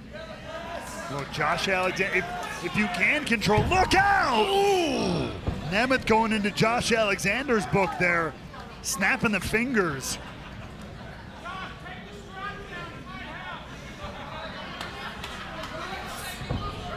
Alexander, a German suplex as we have reached the halfway point in this 1 hour Iron Man match for the TNA World Championship. Ooh, more German suplexes by the walking weapon. To your point, Tom, maybe something like this is more akin to that strategy you're talking about, going in a little bit heavier, dropping the bigger bombs at this point in the matchup to try to catch up to Nick Nemeth. That being said, though, if I know the walking weapon like I think I do, again, he knows how long this is still got to go. We're only halfway. This is the point in the matchup where 5 minutes don't feel like 5 minutes. 5 minutes feel like an hour unto themselves. So pick and choose your moments. You still got to pick and choose your strategy. Reminiscent of the great TNA Hall of Famer Kurt Angle himself, a series of German suplexes, and everything Nemeth is trying to do to break the grip of Alexander, it's not doing the trick right now. And more damage to that left shoulder, to the back of the head, the back of the neck, the spine. Just brutalizing, knocking the wind out of you at every suplex. That smile on the face of Josh Alexander. This is what he needed to get back into this, so to speak. Another German. This is where Josh Alexander lives.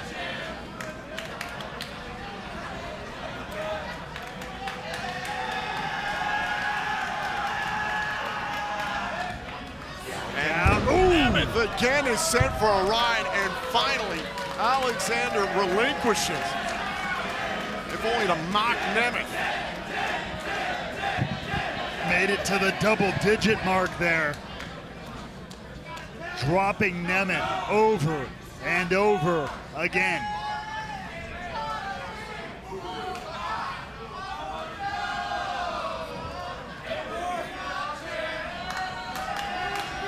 You heard Alexander trying to tell the crowd here, you want 10 more? He's ready to go. He's ready to give it. I asked the question if Josh Alexander should be stressing about the time remaining. He does not appear to be. He feels, like he's in control, but not for long. Nemeth is turning around, and now Nemeth with German suplexes to Alexander. Yeah, look, I get the thought process. Maybe I don't know how wise this is, though, for Nemeth, considering the damage just done to him. And you talk about playing a little bit of defense, and Nemeth is going on offense right now. Nemeth at 5 here. We saw Alexander land 10 of these moments ago.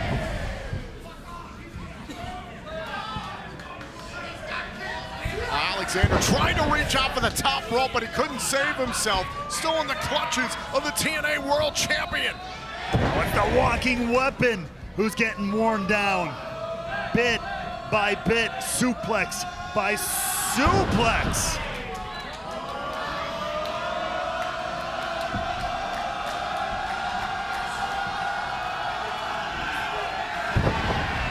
And another German suplex delivered. What a sequence. 20 German suplexes over the last several minutes. And up to this point, that has got to be the most physically exhausting portion for both these guys. Look out! Oh, and now Alexander, with authority, fires off a single German suplex to reassume control. At least attempts to, and now Nemeth retorts. Nemeth, though, Not able to take, whoa, I was gonna say, God. Both guys got to their feet, but immediately back down to the mat.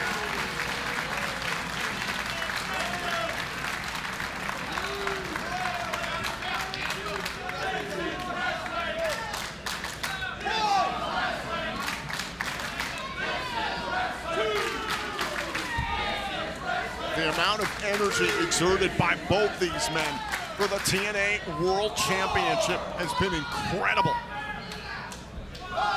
Count of 5 here from the official. Both men after the count of 10 to get back up to their feet so the match can continue. Nemeth is stirring here now.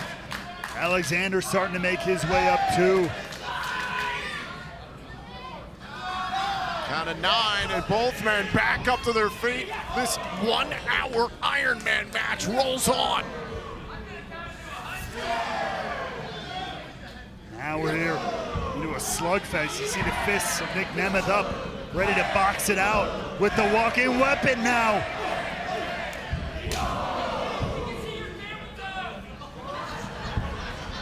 Oh, and a headbutt by Nemeth, knocking the headgear clean off.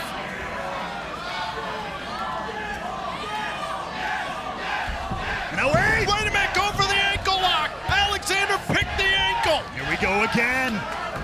Alexander. Center of the ring. He's waiting for the right moments. With these ankle locks, center of the ring, dead center. And Nemeth has got to think about all the time remaining in this Iron Man matchup. Well over 20 minutes remaining. That's right. Can he live to fight another fall? He's a 2 ahead, he can afford it.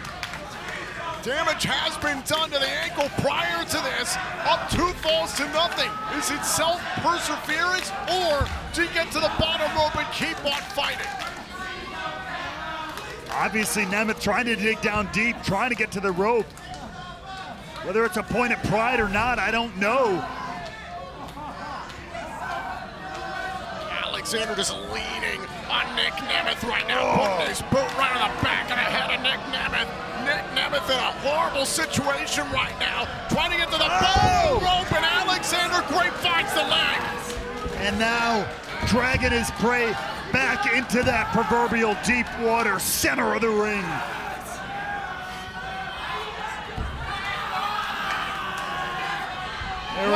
What's Nick Nemeth gonna do? There's nowhere to go. There's nowhere to go, Tom. Big Nick. There you come on. Nemeth scratching and clawing, trying to fight his way to the bottom rope. He refuses to submit to Alexander. Gets to the bottom rope. Alexander using every bit of that 5 count.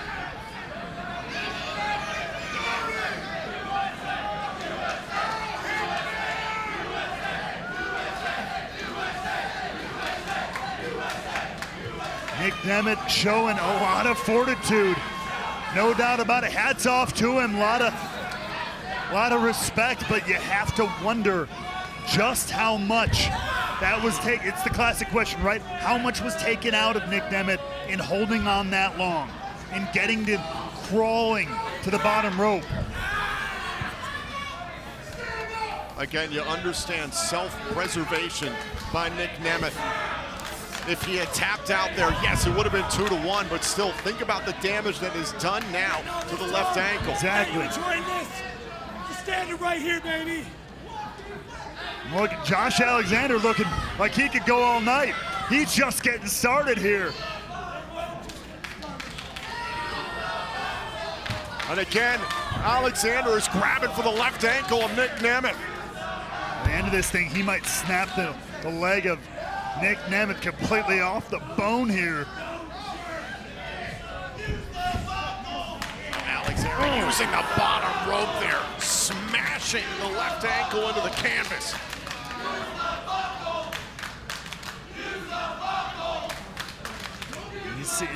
Nemeth he made it to the rope, but he has been on the ground, grabbing at his ankle, grabbing at his lower leg ever since. Remember, this is still a 2-0 lead for Nick Nemeth in this 1-hour Iron Man match. Look, Nemeth, the way he's turning to face Josh Alexander here, keep his ankle away, just trying to play a little bit of D. Just a little over 20 minutes remaining here, and this has got to be the point at which Josh Alexander has got to put his foot on the gas, and you can see him stepping up the intensity here, continuing to assault the ankle. Well, despite that ankle lock not going the way he wanted it to, getting him his first decision, getting him his first fall, I think Josh Alexander is very much smelling blood in the water here with Nemeth. You're not walking out of here at all. Not with the belt. Not on your own team. And Alexander adding insult to injury there. I talked about the emotion of this earlier on in the matchup when Nick Nemeth was able to surprise Alexander and score that first fall. It really got to the head of Alexander. Now is it the frustration that's wearing on the walking weapon? On Nemeth, whoa, one of the DDT nearly sent into the official, and down goes our referee. Wrong place, wrong time. Oh! The referee is down as Alexander launches Nemeth clean across the ring.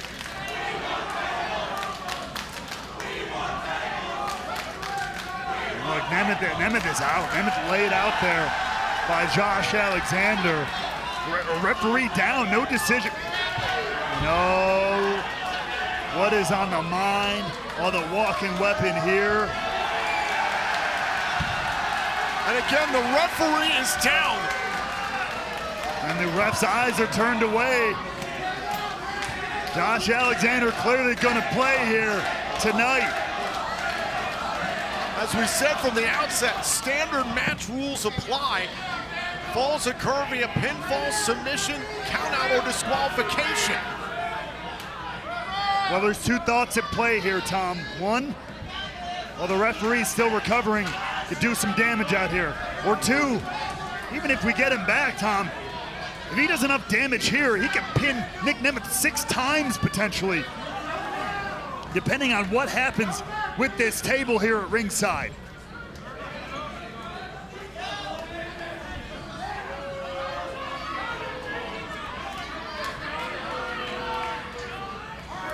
What is in the mind?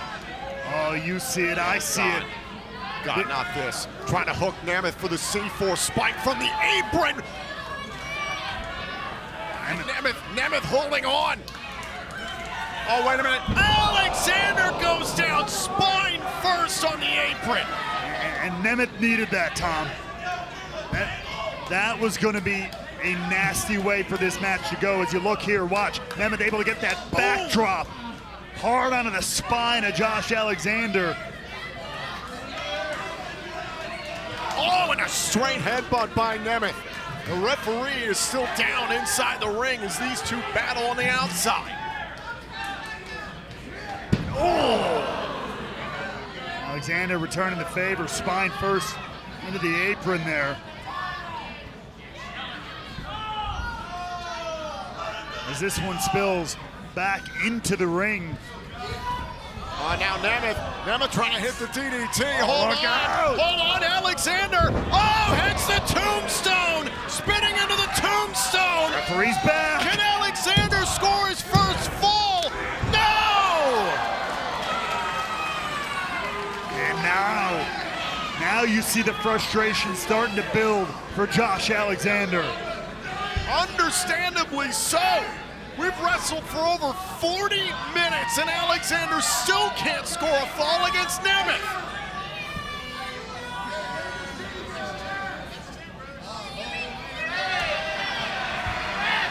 Now Alexander grabbing a chair at ringside here.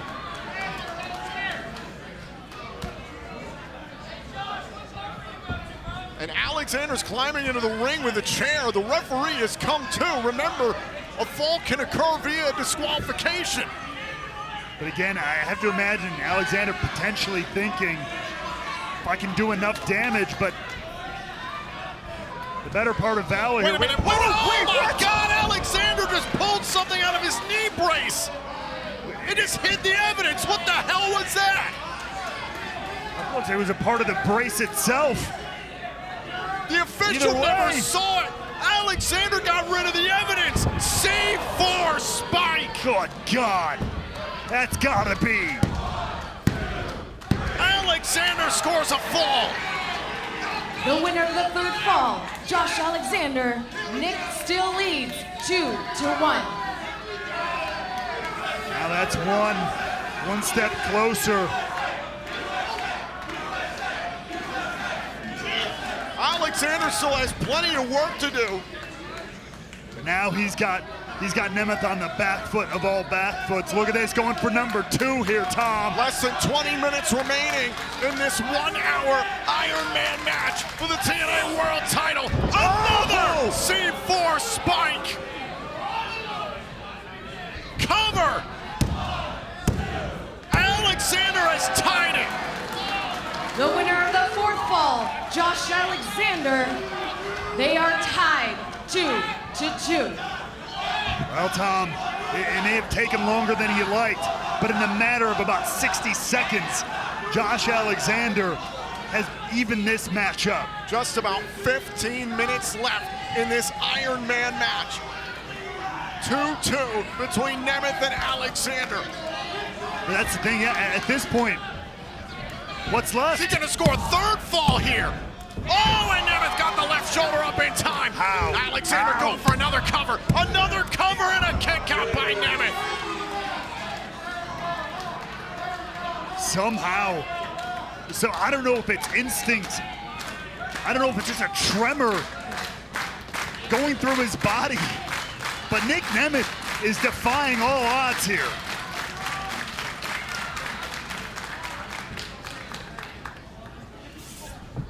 Oh, now Nemeth going for a sleeper. Trying to surprise Alexander. Doing whatever he can to wear down Alexander. Relentless here, though, is Nemeth trying to hold on.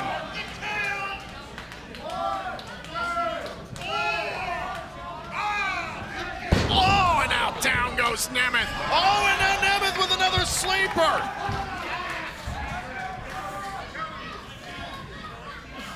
Another sleeper by Nick Nemeth, center of the ring. Alexander, is he gonna go out? Is Nemeth gonna score submission and make this 3-2? What a way to counter this unbelievable momentum that Josh Alexander just built up here.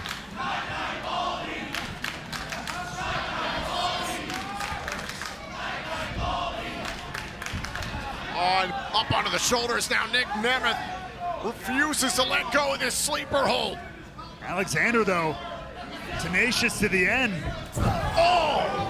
Face first into the top turnbuckle. Now Nemeth back into the sleeper hold. Nemeth refusing to quit. I think there's no quit in either one of these guys, quite frankly. Alexander. Oh, dear God. God. What is... Alexander, oh my God! Alexander and Nemeth fell clean out of the ring!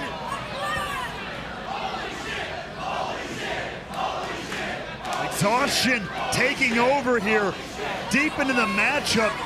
Just both guys tumbling to the apron and the floor below. A horrific fall for champion and challenger.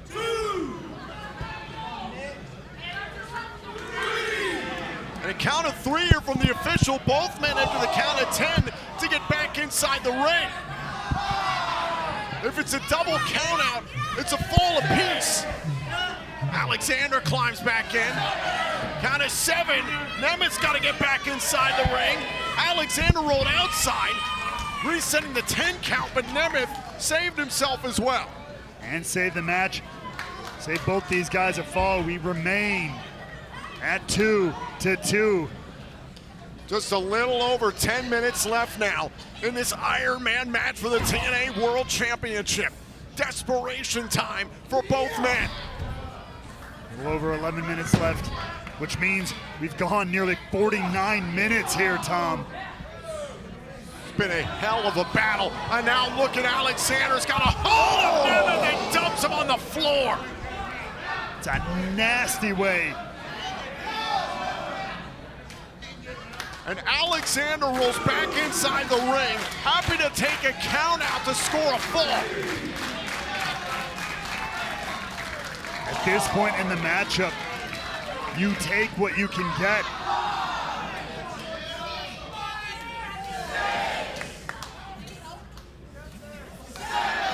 Count of 7. Nemeth's got to get back inside the ring. Count of 8. Can he do it? Can he pull himself back together? Count of 9. Count of 9. Nemeth just barely beat the count. Where is Nick Nemeth finding this? The score is still 2-2 between Nemeth and Alexander. But the walking weapon wanted another C4 spike. He's close to getting it. Nemeth fighting. Oh, wait a minute. Alexander through the table.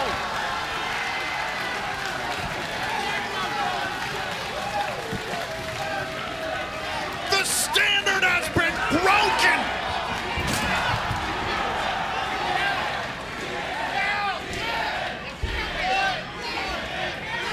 And I was curious to see how the official was going to rule this. Would he call this a disqualification? The official was down when Alexander was setting up the table. The referee never saw which member of the match put the table into play, so he can't disqualify either member technically. Lord knows Nick Nemeth, he probably didn't even know which direction he was in when he was hooked up for that C4 spike, just tried to heave Josh Alexander off of him.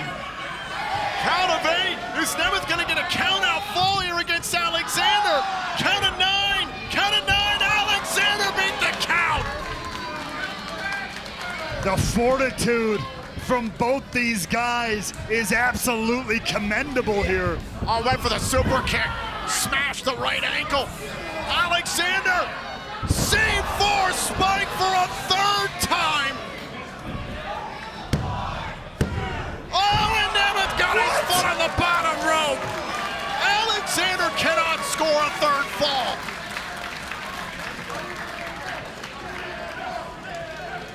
After the 3rd C4 spike in this matchup, the 6 operating neurons left in Nick Nemeth after that somehow told his body to move his foot just in the nick of time.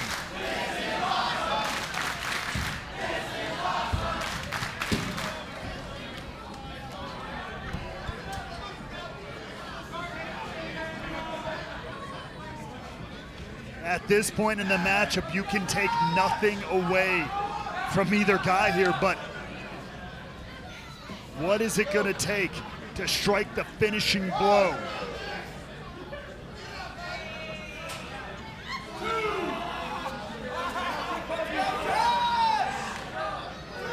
Count of 3 from the official.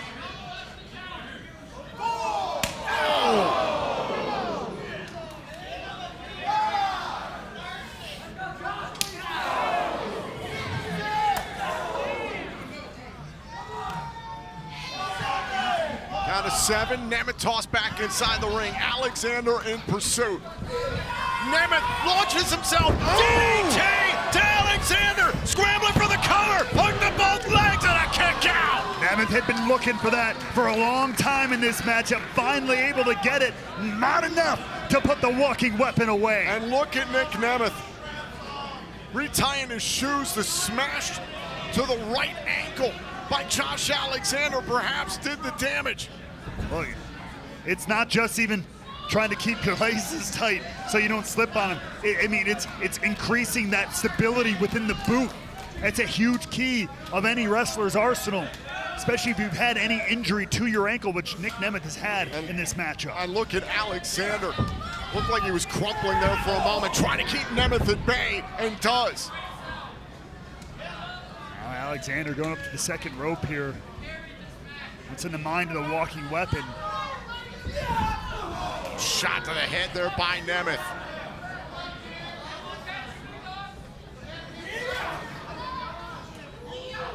And Nemeth looks like he's climbing. He's gonna try to meet Josh Alexander here up on the top rope.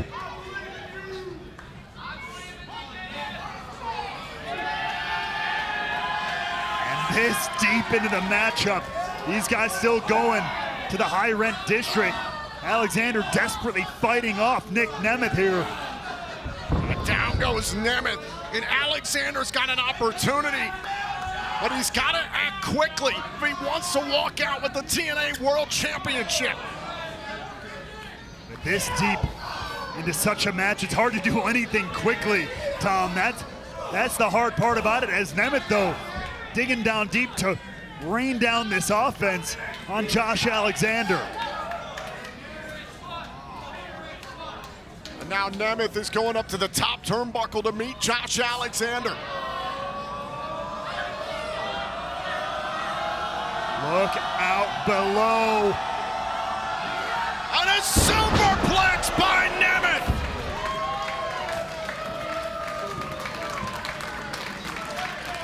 Alexander's in a heap. Nemeth falls into a cover. Alexander kicks out.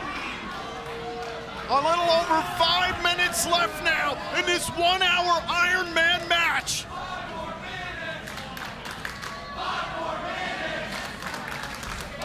Remember, if time expires and we have a tie, we will go to an untimed sudden death period where the first fall determines the winner. I mean, if nothing else, this does go to show you just how evenly matched these guys are. Two of the best going today, proving it right here in the middle of a TNA ring.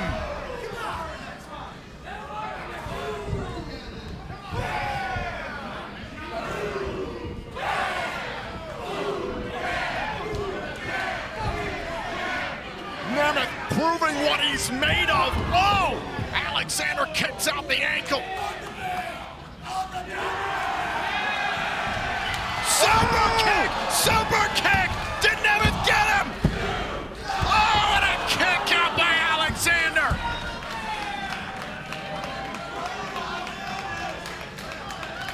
Four minutes remaining. Absolutely out of nowhere super kick. A hidden strike, but still not enough to put Josh Alexander down. We remain tied here in the closing minutes of this Iron Man matchup. A sense of urgency for both men. We're tied at 2 falls apiece.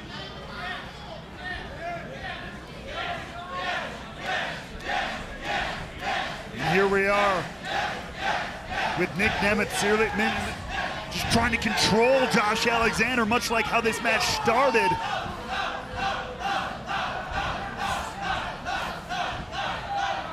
And Alexander goes back to the German suplex.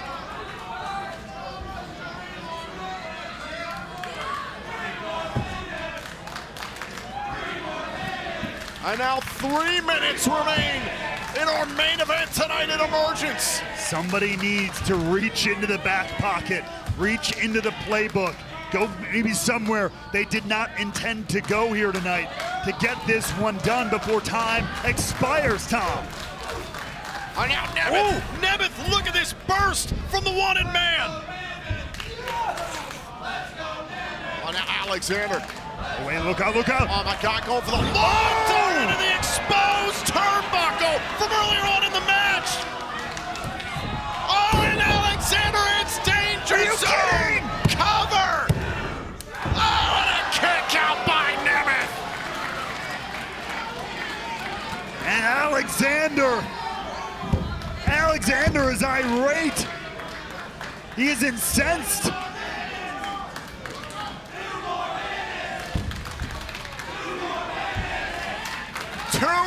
Remain.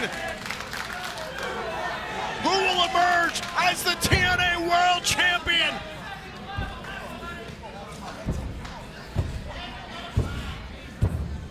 The frustration is very real for Josh Alexander. The frustration, the anger.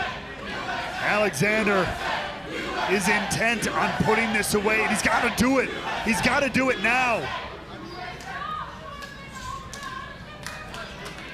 And now, Nemeth caught up, going for another C4 spike is Josh Alexander. How is Nemeth continuing to fight this?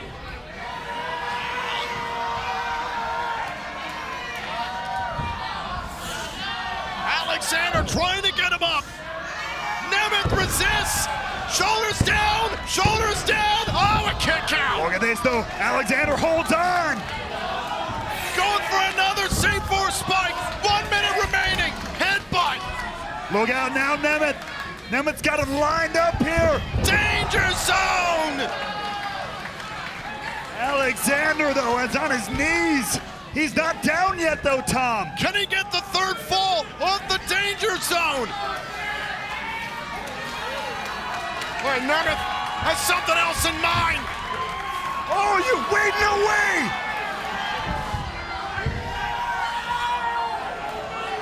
Nemeth with the C4 spike. Nemeth takes the lead. The winner of the fifth fall, Nemeth. He leads 3-2. With seconds remaining, Tom. Seconds remaining. Nemeth wants to fight though. Continue. Alexander couldn't continue. Nick Nemeth is champion. Nick Nemeth is the Iron Man. Here is your winner and still TNA World Champion, Nick Nemeth.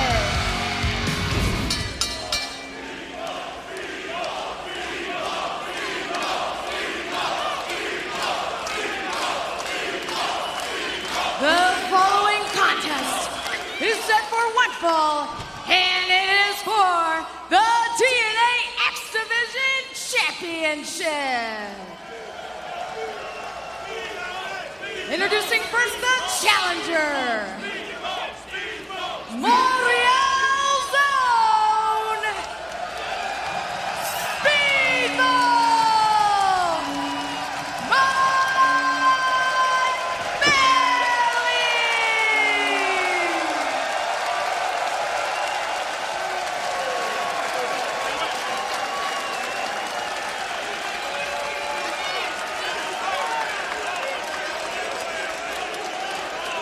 his opponent, from Chicago, Illinois, being accompanied by Campaign Singh, he is the reigning and defending TNA X Division Champion, Mustafa Ali.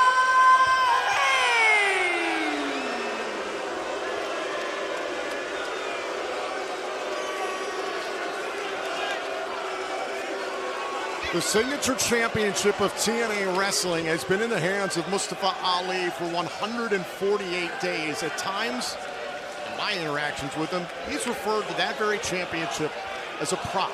He has disrespected the lineage of the championship. He has disrespected every competitor that he's come across. He's disrespected this company, and he's especially made this deeply personal with Speedball Mike Bailey, especially what he did last week on Impact, smashing up the leg of Bailey's best friend and tag team partner, Trent Seven.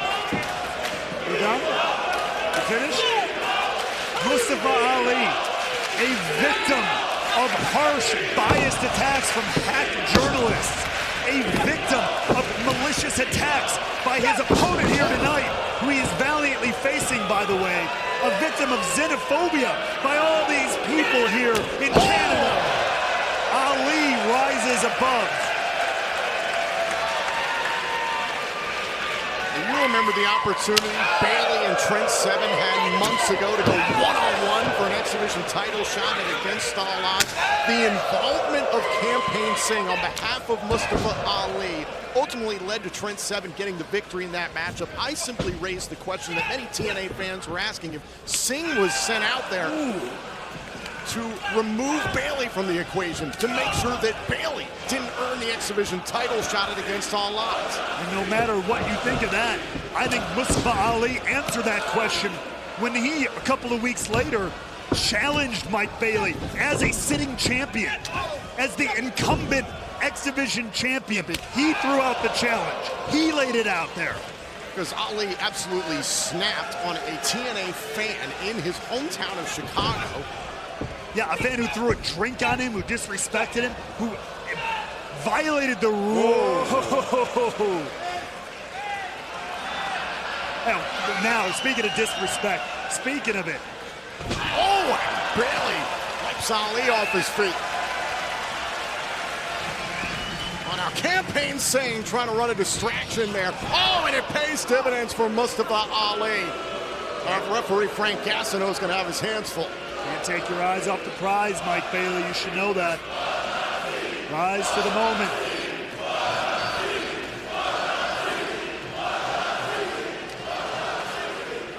I'm talking about what he did to Trent Seven.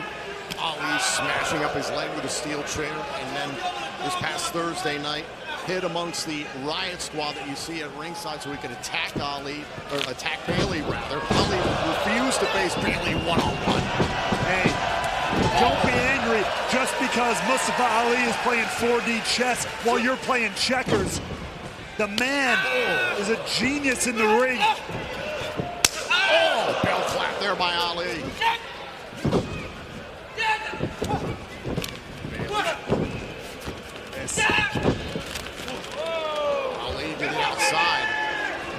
Big smile on his face. I don't know why. There's Bailey.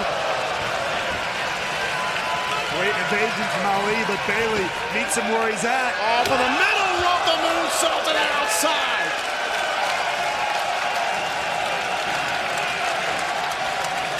That's a huge advantage Mike Bailey just got himself.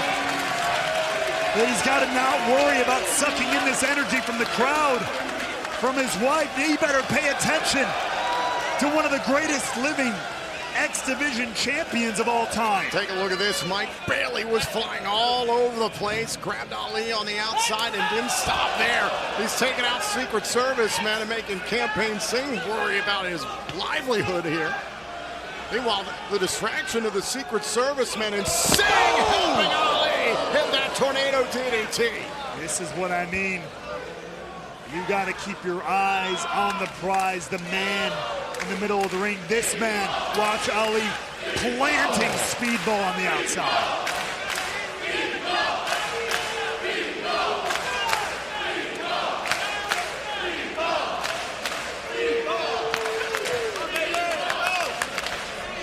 Bailey tossed inside the ring. Champion's advantage to Ali, who's now having some fun at the expense of Bailey's wife. Hey, I want to be a part of the show so bad. Mr. Ali will allow it.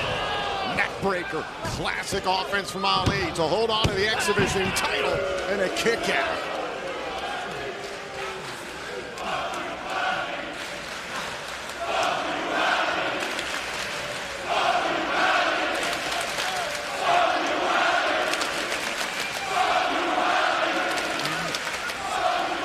Expect nothing less from the classless display here from the Montreal fans. It's ironic.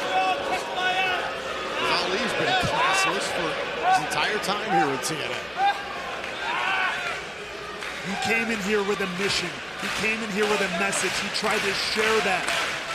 You remember back at Sacrifice when he won that X Division championship, the crowd, they were hanging on his every word, his every movement. And for some reason, gee, I wonder why people like you, people who started to poke holes, people like Mike Bailey, like Trent Seven, started to take unwarranted attacks. And yeah, the man got frustrated and the man fought back. He tried to put on this nice guy facade when the truth is he's a two-faced fraud. Completely disingenuous and has been lying to the TNA, quote, citizens this entire time. You're just lucky he can't hear you right now. That's it, break him. You are the champ. Look at this. Oh, face first into the canvas goes Bailey. Here's the cover by Ali and a kick out by Speedball. Ingenious offense from Mustafa Ali. This is different, this is unique, this is what makes the X Division so special. That's what makes Ali so special. Bailey, though, showing his resilience to the end. And Ali knew he was walking into hostile territory. Perhaps in the back of his mind, he knew that this fight was inevitable. He used the sharpshooter against Trent Seven, their X Division title match. He used it on Trent Seven, right in the face of Bailey last week on Impact. He's made this personal from the very beginning with Bailey and the fans here in Canada. Now he's got even more of a point to prove when he wins. All went for 450. He wanted to end the matchup right there. Bailey rushing at Ali. In the second. Oh, caught midair with a kick.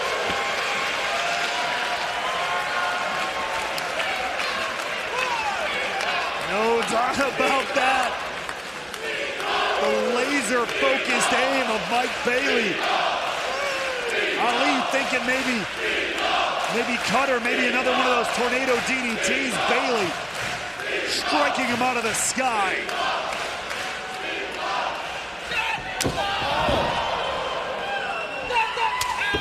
Axe kick right to the back.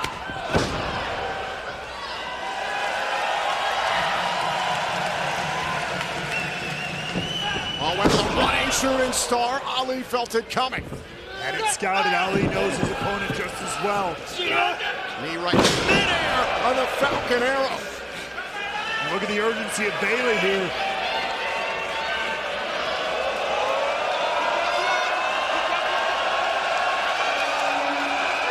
Bailey, shooting star press. Can he win the X Division title? Oh, and Ali slipped free. I need credit to Ali for having that burst of energy. Take a look at the shooting star press. Ali mustered the strength, but couldn't follow up.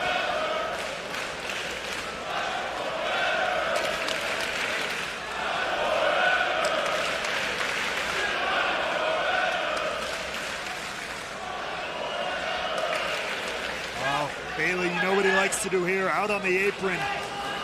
Ali is prone. Uh-oh. Oh, went for the double knees. Crashed into the hardest part of the ring and suffered a super kick. That's a nasty way to land. And he pays for it. Ali going to the top turnbuckle, campaign sing, talking trash. Now here, both guys, dangerous position here on the outside of the ropes. Wait, what is Bailey thinking here? Oh my God, a Spanish fly into Ali's detail. Are you kidding me? Watch this again. Bailey with the Spanish fly taking out the entire Ali crew and entourage at ringside.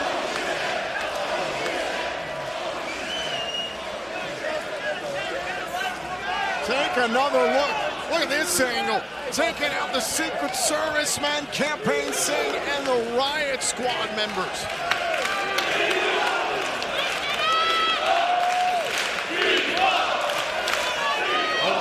The referee, the 10 count has begun. This match has to end in the ring, Tom, if you want to have a new champion. Count of 5, champion's advantage. Title can only change hands via pinfall or submission in the ring.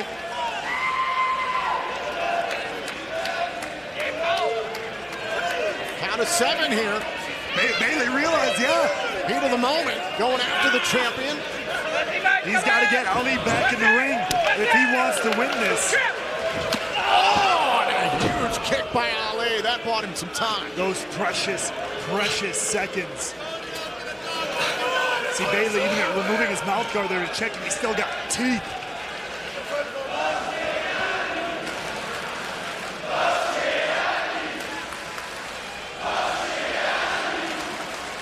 Look at this Bailey, though. Staring a hole right back through Ali. Getting back to his feet here.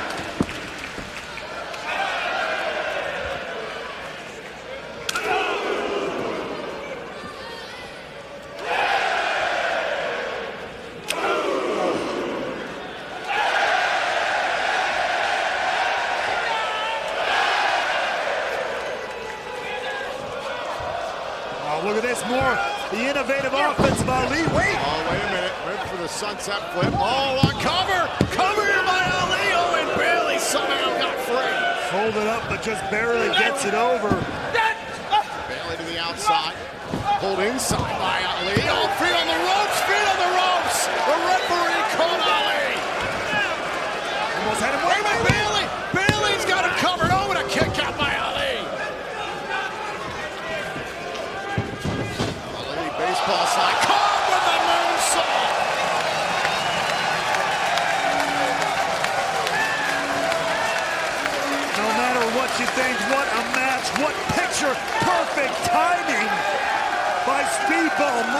Bayley.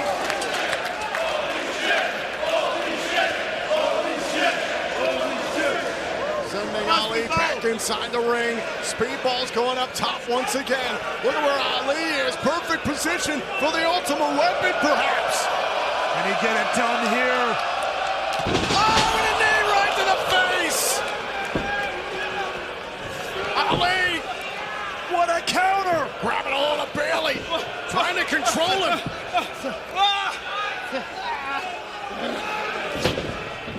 Uh-oh, Bayley. Oh! Both boots right to the face. And Bayley might be out cold.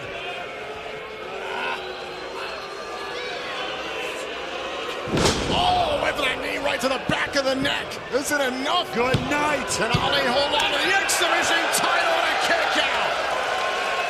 How is this thing gonna end? Take another look out of midair. Ali catches Bayley with that kick. The innovative offense here from Ali has been incredible, but Speedball Mike Bayley finding a way to survive and somehow thrive. This sold-out crowd inside the Verdun Auditorium in Montreal, Quebec, Canada, behind Speedball Mike Bayley.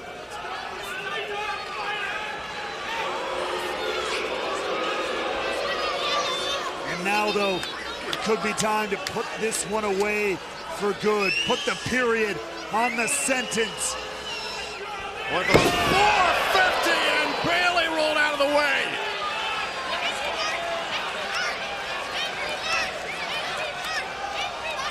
Oh, and Ali went up and got Bayley there, close range. He was able to back roll right into that kick, perfectly placed. The level of exertion by both these men is incredible. They realize they cannot allow the other even a moment of opportunity. Now Ali wobbly on the top rope. Bayley now scaling the ropes himself.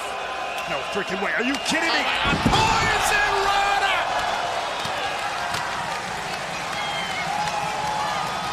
And now once again, Ali in prime position here.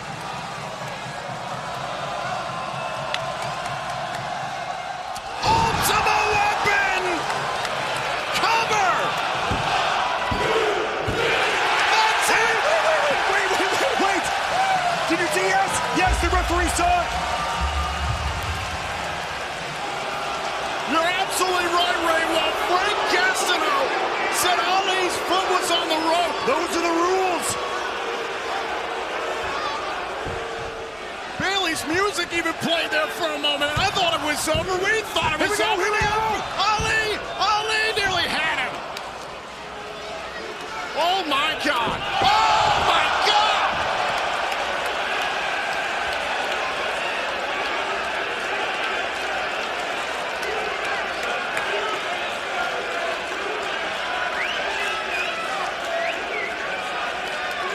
Bayley was aiming for Ali, and he took out the referee. And look, Ali now knows the moment is his. Oh God! All bets are off. Look at this. Happy homecoming, Mike Bayley. 4 security guards surrounding the ring. And now charging at Bayley. It's like Thursday Night Revisited. And Bayley trying to fight through Ali's detail. Oh, a campaign saying the X Division title belt off the skull of Bayley. And that guy said, it is all bets off. Bayley is stuck. The referee is down. 450. But the ref is down. That's right. Oh, look at this. Ali's gonna take his time. Punishment. Make it stick. Make it count.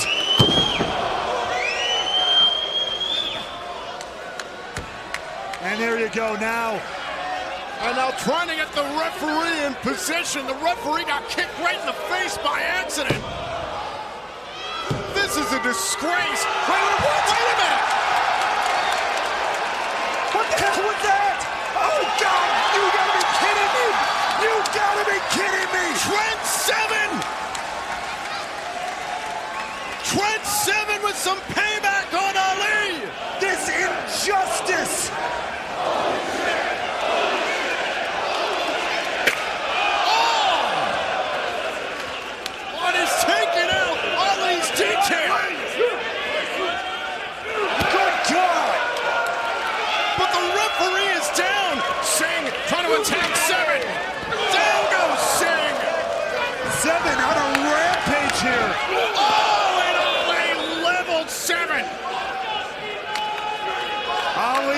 making Trent Seven pay for getting involved with his business. And now, No, trying to destroy Seven's leg once again. that interference will be the last one that Trent Seven gets to do in this matchup. And again, the referee's been taken out. This X Division title match has turned into absolute chaos. Wait,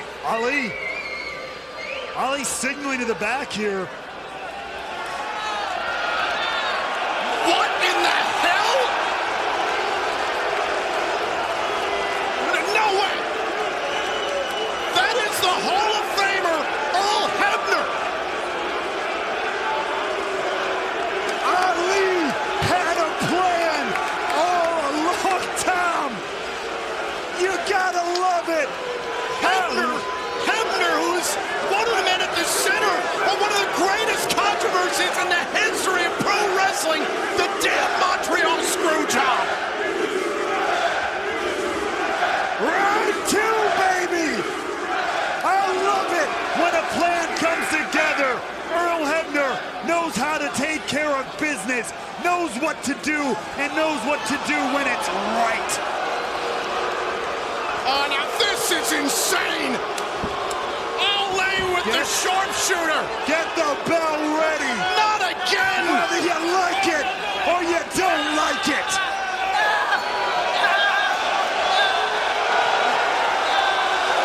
Do what's right, Earl. Do your job, Earl.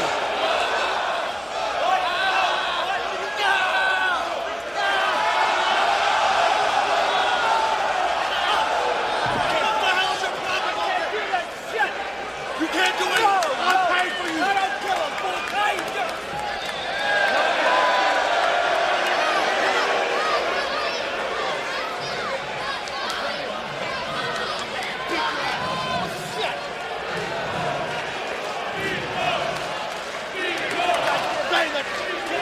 Earl Hebner refusing to do all these dirty work. Oh, there is the chair. Oh my God! Come on, Bailey. No!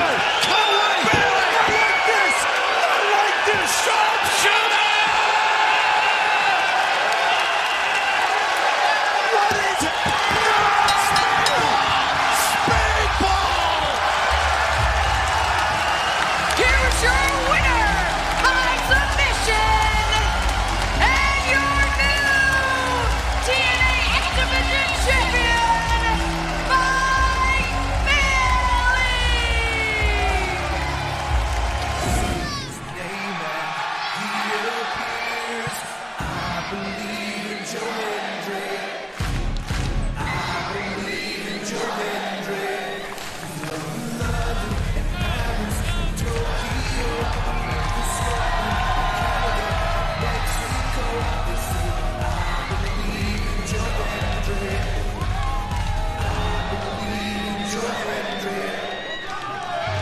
There's certainly been some disappointment for Joe Hendry as of late. A loss at Emergence 2 weeks ago in an 8-man tag team matchup. Days later, his bid for the NXT Championship destroyed by a low blow by the NXT Champion Ethan Page at the No Mercy event. And just last week in the main event of Impact, Hendry and Mike Santana came up short to Moose and JDC in the system. This is a huge opportunity for Joe Hendry to prove that he is not all show and no go. If you can beat the longest reigning TNA World Champion of all time, you solidify yourself as a true player in TNA.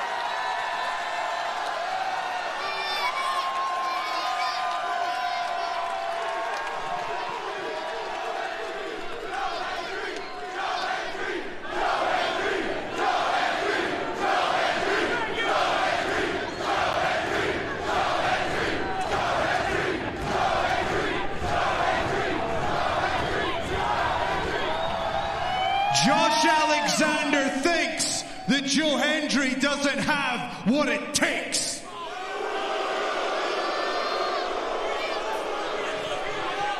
Josh Alexander thinks Joe Hendry doesn't have what it takes to be the face of TNA. He thinks Joe Hendry doesn't have what it takes to go toe-to-toe with him. But luckily for me, I do not define myself by people like you. How can I, when I have entire arenas chanting, "We believe"?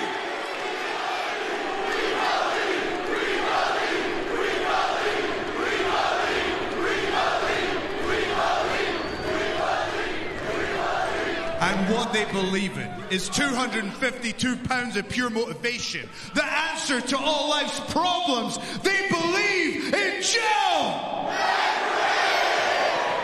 Hendry.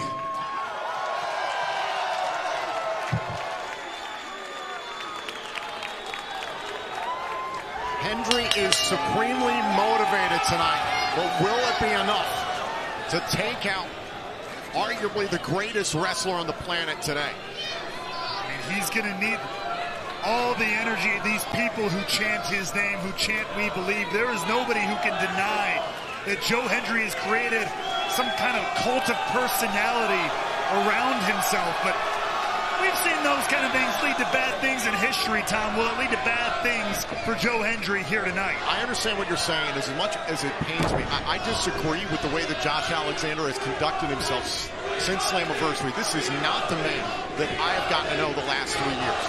However, the technical advantage, the wrestling acumen in this matchup is decided on the side of Josh Alexander entering this matchup. That cannot be refuted. So how does Joe Hendry turn that around?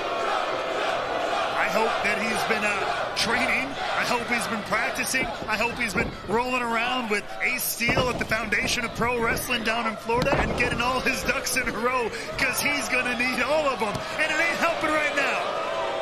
And Josh Alexander just toying with Joe Hendry. He's going to need to not get frustrated this early in the matchup. That's another thing. He can't let Josh Alexander get in his head so early. He's got to stay focused.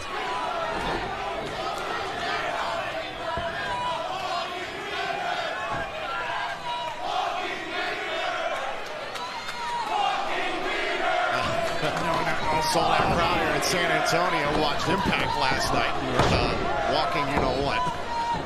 Look, if these people in San Antonio want to talk about anybody's crotch, let's talk about what Josh Alexander, they should call him planters for what he did to Joe Hendry's nuts back at Slammiversary, all right? This guy can demolish Joe Hendry 5 ways to Sunday.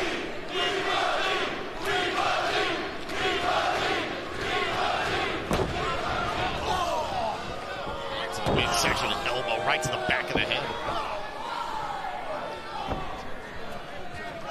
Once again, Josh Alexander finds himself right into a grappling advantage yet again. One thing I will give Joe Hendry in this matchup, outside of that mental fortitude, is the strength advantage. Pound for pound, the strongest wrestler in TNA today. What he's got to do, and this is going to be the big question in the matchup, is how to take something like that. Again, that's a point now I will not argue with you on. The power of Joe Hendry, right there, well displayed. Got to give it credit where it is due. He's got to continue to take that strength, to take that power and implement it in the right places. Now you can see that clearly. Frustrated Alexander, and a hip toss, and Alexander not frustrated. I think that just ticked him off. A big uppercut there by Hendry. Straight headbutt. This is a good opportunity for Hendry, trying to cut the ring down and use your strength against Alexander, but the walking weapon turns it around. Alexander trying to kick in the face. Oh, cut down with a back elbow by Hendry.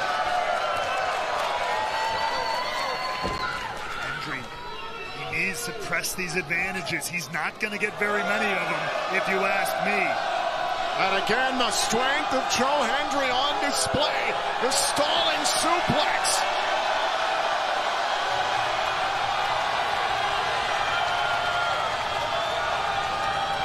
Look out. Taking his sweet, sweet time. 252 pounds of pure motivation. Cover and a 2 count on Alexander. And Alexander rolls out of the ring. That is telling.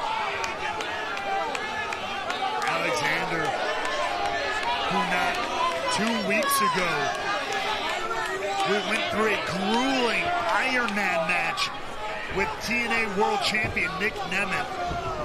That just shows you again, further proves the wrestling acumen, the IQ of Josh Alexander. I hope Joe Hendry is ready for all of that. And it shows you what Joe Hendry's capable of, the fact that Josh Alexander slid out of the ring to avoid Hendry, but now Alexander using the environment to his advantage. And a crossbody, Alexander is taking control.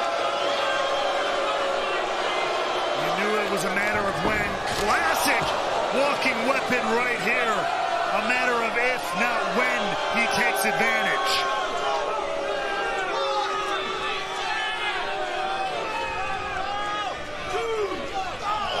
Driving Hendry spine first into the apron. Fans here in San Antonio giving an earful to Josh Alexander. And it's not just the way Josh Alexander takes advantage, just in general. Gets a physical advantage over someone like Joe Hendry. It's when he does, the way he physically... Cover, pressing the shoulders down, kick out. The way he physically and almost scientifically can dissect his opponent.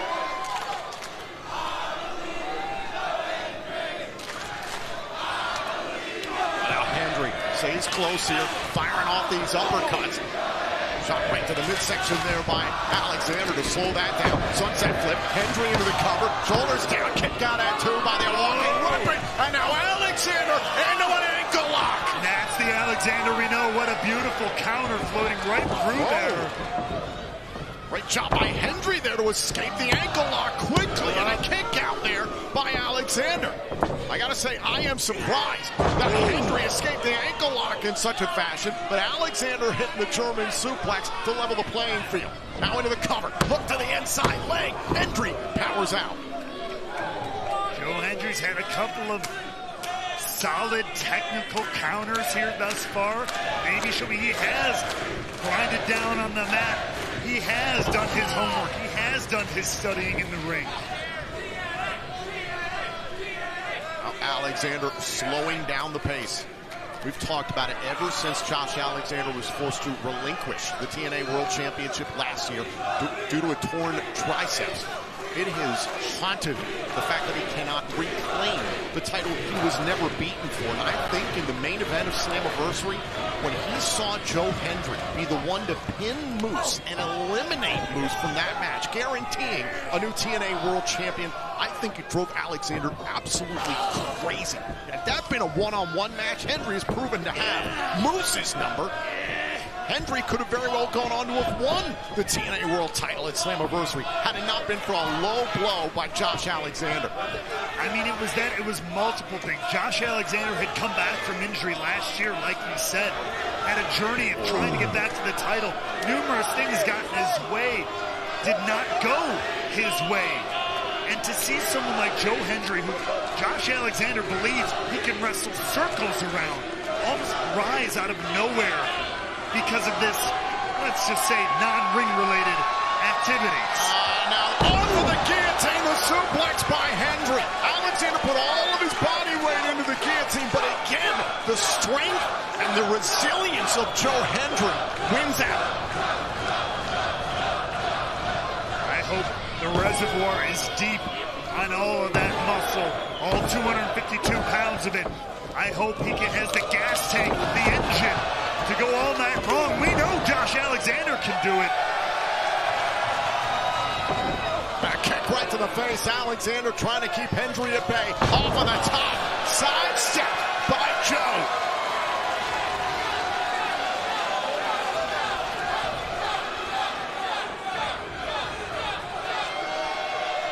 And now Hendry with the following slam. Now riding the motion right in the emotion and energy of the crowd here in San Antonio.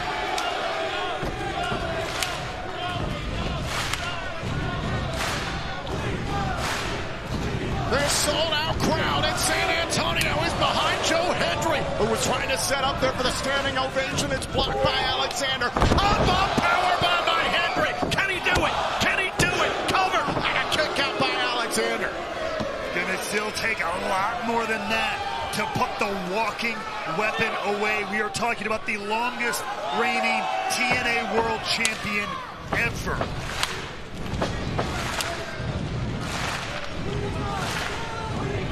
On again, one of the standing ovation, and Alexander slides out of the ring once more.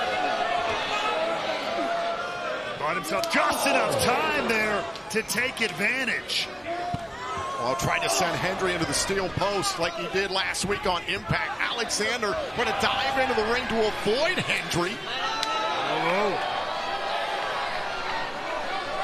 Oh, look at the power, the trust fall on the outside of the ring. As a rough landing for Josh Alexander. Got a 2 from our official Daniel Spencer. Both men get back inside the ring well before the 10 count. Now Hendry, what's he thinking about here? A little Shades of No Mercy and Ethan Page. A dose there for Josh Alexander of his old tag team partner perhaps. And a backbreaker. Here's the cover. Shoulders down. Oh, and he nearly beat Hendry, but a kick out. Hendry managing to stay alive in this matchup. But Josh Alexander returned to focusing on that lower back of Hendry, which he did earlier on in this matchup. Again, the acumen going back to an already prone, already vulnerable area on your opponent.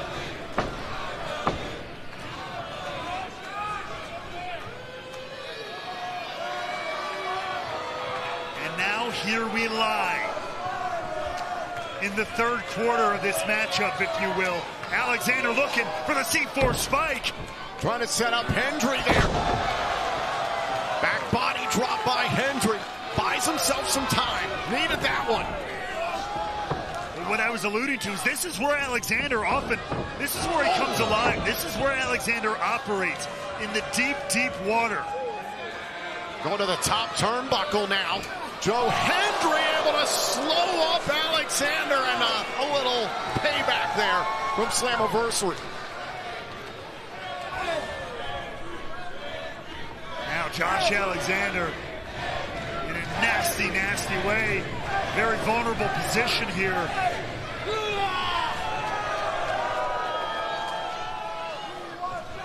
And now Hendry going up to meet Josh Alexander at Victory Road.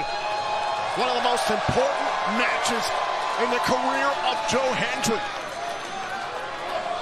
There is no doubt that a win for Joe Hendry here tonight would be a watershed victory for Hendry. Oh my God, on a fall-away slam from the second row. Hendry trying to scramble to the cover. Is that enough? Shoulders down. Alexander kicks out at 2. Take another look at this from the second row. The fall-away slam. But the walking weapon digs down deep to stay in the matchup. Again, the strength and the confidence that Joe Hendry possesses, it continues to push him forward in this fight.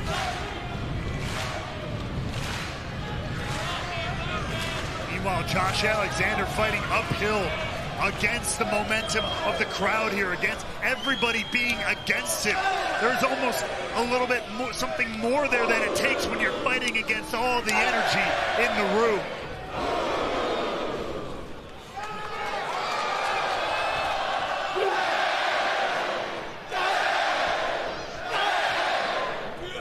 Oh, kick to the face there by Alexander. Hendry responds. Oh, series of strikes down by Alexander's chopped down to size. Credit to Hendry for staying in this fight toe-to-toe. Hold on. Alexander with the ankle lock. Hendry, keep your eyes off the crowd, and you better keep them on the walking weapon. What's Joe Hendry going to do? Is he going to submit to Josh Alexander? The walking weapon wrapped around the ankle of Hendry like a python, and he is not letting go.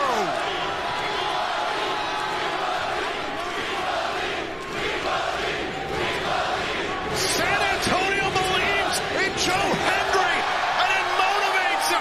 Hendry breaks up the submission, and look at Alexander's face. Breaks before the count of 5. Breaks before the count of 5, but got all 4.9 seconds of extra punishment.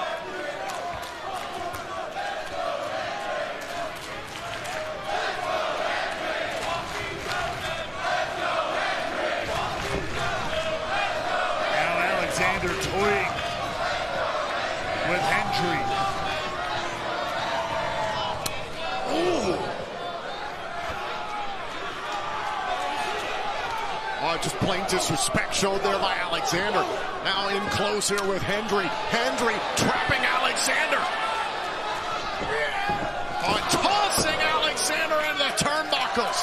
Slinging his body into those bottom buckles, and now unleashing on Alexander here. Stomping a mud hole in Alexander in Texas. Oh, now wait a minute. Oh, Alexander shoved Hendry into the official by accident. Daniel Spencer's down. Oh, wait a minute. Wait a minute. Josh Alexander was trying to set up for the C4 spike.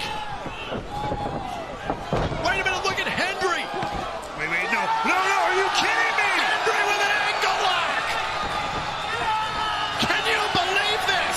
Not like this. There's no freaking way. Alexander all twisted up here. Oh my God, Alexander's tapped, but the referee is down. I cannot believe my eyes. Joe Hendry made Alexander tap to the damn ankle lock, but the referee was down. He needed to be aware. But Hendry trying to push forward and continue in the matchup. Wait for the standing ovation. A low blow. Shades of Slammiversary. And just like that, the walking weapon shut. Hold on. What?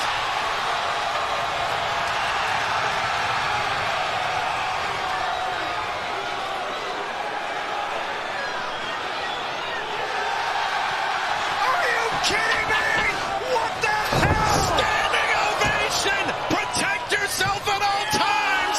Ankle lock! Not like this! Not like this! Alexander in the center of the ring. Bad place to be! He's got him! Hendry's got Alexander! Alexander tapped out to the ankle lock! Do you believe now? Here is your winner, Joe Hendry! I do not believe! When we say colorful matchups, it's given a whole new identity here. The creativity, the artistry, reflecting the artistry of pro wrestling as a whole, will bring this entire match, this entire night to a head. A match is underway. There are no countouts, no disqualifications. The first team to unhook a championship belt will be declared the TNA World Champions.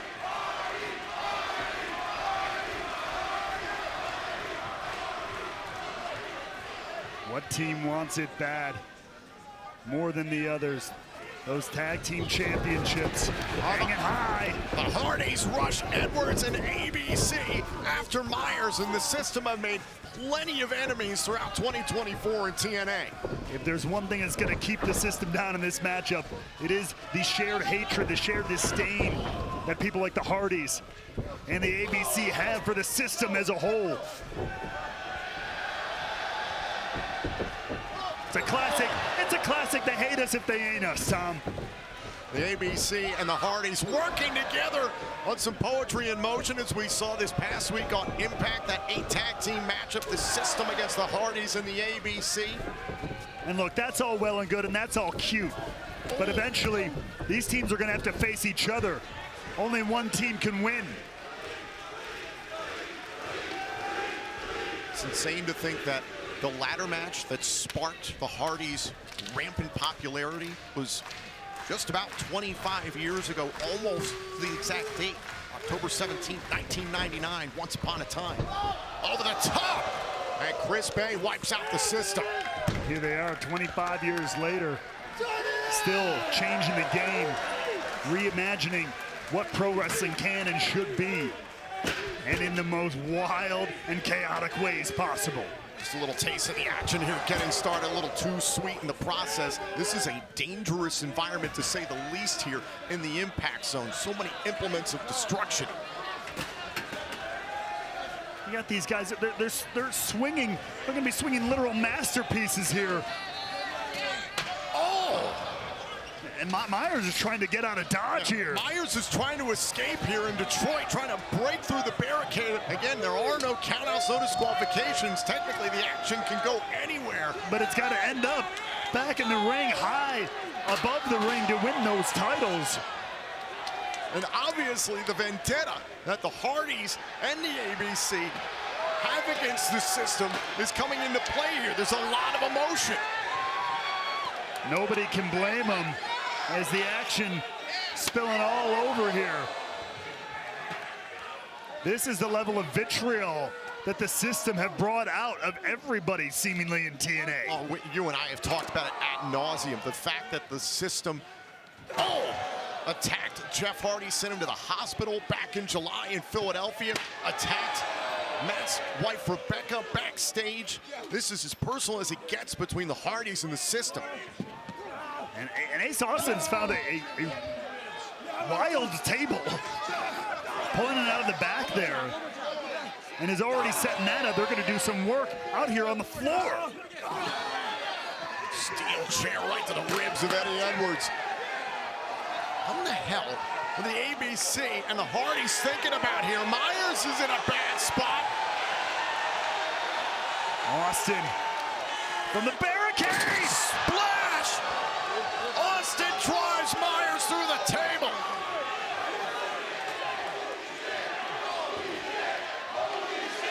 Austin, who made his Bound for Glory debut, victorious in a ladder match for the X Division Championship 5 years ago, bringing some of that experience forward here in what is a wild scenario in Full Metal Mayhem.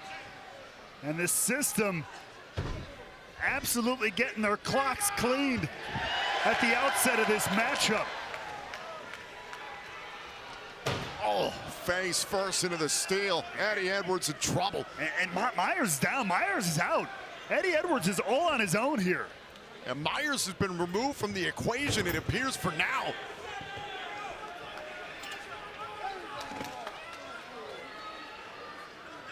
And again, these painted tables, ladders, chairs, everywhere. Beautiful to look at, horrendous to take, especially if you're Eddie Edwards. Well, now Jeff Hardy attacking Edwards, and Matt Hardy is climbing to the top of the ladder. A clear mission by the Hardys to remove the system, the TNA World Tag Team Champions, from the equation early. And look out, Eddie! Matt Hardy drives Eddie Edwards through the table. Take another look, Hardy high above, driving Eddie Edwards through the wood, through the masterpiece. And now the ABC have made their way back through the crowd inside the impact zone, and you got to pay attention. Jeff Hardy is the one closest to the ring. There is a ladder in the ring, might be difficult to see with all the paint, but Jeff Hardy has got a ladder set up. And now Jeff Hardy's thinking about climbing, going for a championship belt. And now Chris Bay, ABC back into the fray here. Apparently done with their work now with Brian Myers. Now Chris Bay taking the ladder out of the way, realizes that someone that was an icon to him, an idol, is a rival tonight and Bound for Glory. Yeah, you got to put all that out of your head. You can't let that get to you. You can't let that intimidate you. And it very easily can. This is not your idol. This is not your hero. This is your opponent. This is the person in between you and tag team glory. Well, now the ultimate finesser.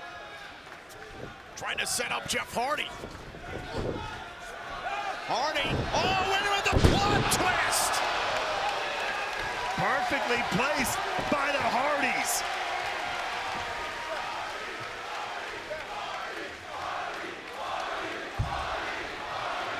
And now the Hardys are starting to climb. Could this be over? Reaching up for the titles. Getting fingertips on it, but Ace Austin there to spoil the parade. Matt and Jeff Hardy sent to the top rope by Ace Austin. And that's the thing about matches like this. You got to make sure everybody, all your opponents, incapacitated, laid out before you climb that ladder. And Austin was thinking about making a climb, but he saw Jeff Hardy stirring there, and you have to be aware of that in this type of match. Absolutely. You can't let anybody stir. They got to be out of the question, out of the picture entirely. Oh, now look at this, setting up a little poetry in motion. Before it was all fun and games, and now it's about the TNA World Tag Team titles. Look at this. Oh! Jeff Hardy repeatedly having his face slammed into his own artwork there. How surreal this must be for the ABC, a team that they idolized growing up and getting the chance to compete against right here in TNA now multiple times. In a match type that the Hardys made incredibly famous. Oh, this broadcaster fell in love with professional wrestling because of the triangle ladder match 24 years ago. Oh, kick right to the head. That match and plenty of other matches that Matt and Jeff Hardy have been a part of have inspired generations of fans. And that's exactly the opportunity. The Hardys, of course, are continuing here, but teams like ABC could be building for the future themselves. They want to create their own legacies. Now that they're here, they're a part of this. Ace Austin dumping Matt Hardy on the ladder here. This is a very, very dangerous situation here. Precarious position. Oh! Double stop. Matt Hardy bouncing off of the steel ladder, and now his brother Jeff with a series of ladders. Oh, wait a minute. Oh! He's got that specialty ladder set up. It's a construction ladder. A little bit more ingenuity there from Jeff Hardy.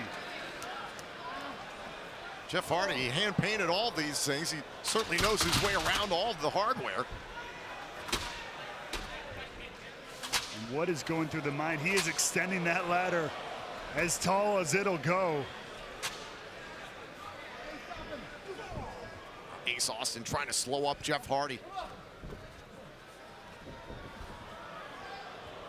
Oh no. Oh no. Not this double suplex. Jeff Hardy into the steel ladder. And in pro wrestling tradition, the instrument you introduce into the matchup ultimately backfires on you. Sorry, Jeff.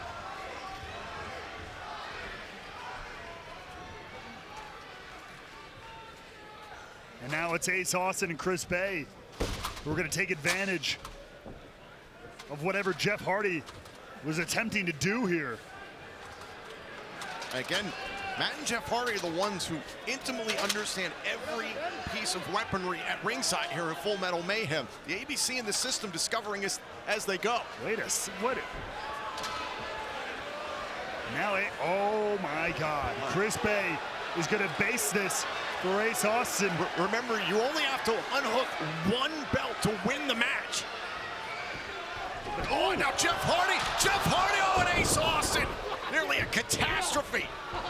And he went face first into that ladder as it fell and hit the rope.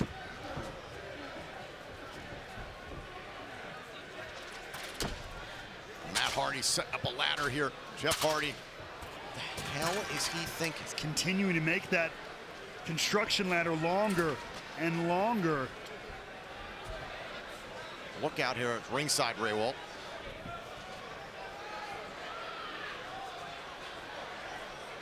It's being guided clean out of the ring. The twisted minds While the Hardys here trying to reimagine Full Metal Mayhem. Oh my God.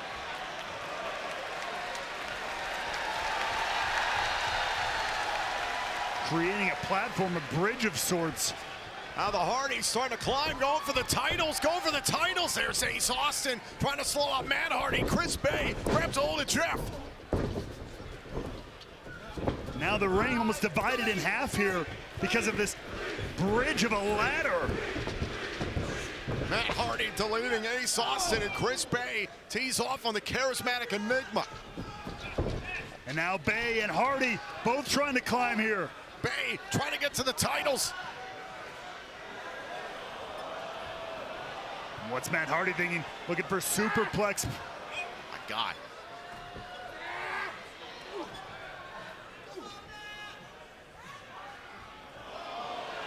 Oh no, no way. God, Bay, the hell is he thinking from up there, trying to set up Matt Hardy? Maybe thinking cutter right across the ladder. How about both Austin and Jeff Hardy have dragged steel chairs with them up on this construction ladder. This is dangerous. Look at this absolute nightmare that the Hardys have constructed. Oh! Down go Matt Hardy and Chris Bay. And a duel, but both men disarmed here on this bridge of destruction, courtesy of Full Metal Mayhem. All trying to reach out for the championship belts. Ace Austin slugging it out with Jeff Hardy. Hardy trying to reach up for the TNA World Tag Team titles.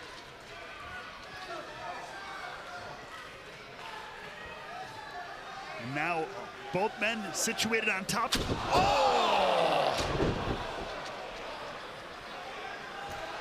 Meeting of the minds. Both bodies collapse to the ladders below. This one more time. Both men straight headbutts and bouncing off of the construction ladder. But look at this, back to live action. Brian Myers has returned to the impact zone, and Eddie Edwards has come too. The system recovered and lying in wait for their moment. And the system dismantling this monstrosity that was created with these two ladders. Making sure no team can utilize this. I might be mistaken. We're trying to just disassemble this twisted piece of architecture. Oh, just landed on top of Chris Bay.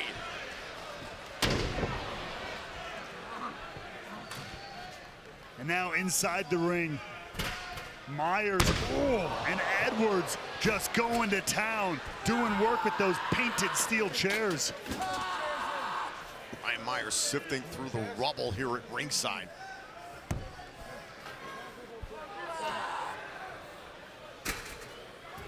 Now two not enough. Myers starting to litter the ring.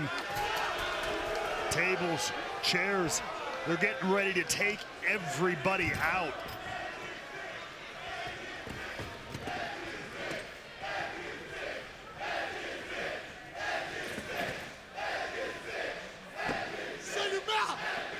I don't think the TNA fans are going to ever let Brian Myers forget that one from Joe Hendry. Well, that's fine. All Myers has to do is destroy the competition here tonight, reclaim those tag team titles, and he can shove it down all their throats. What a night that this has been. Speedball Mike Bailey, a hell of a matchup against El Hijo del Vikingo, turning away Vikingo, defending the X Division Championship. I still can't get over what a war we saw between Masha, Slamovich, and Jordynne Grace. Slamovich, your new TNA Knockouts World Champion, begin this triple main event, and then the heartbreak for Joe Hendry that we saw tonight at Bound for Glory. More questions than answers in that matchup, but given the situation, I think we will have a very definitive winner in Full Metal Mayhem. That is, if anybody is left standing.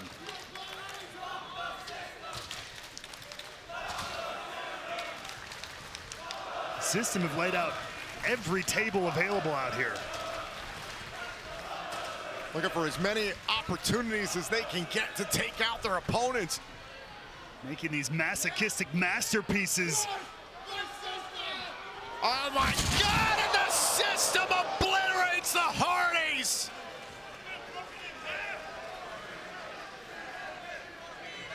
Take another look. Dueling side effects, a little insult to injury to the Hardys through their own tables.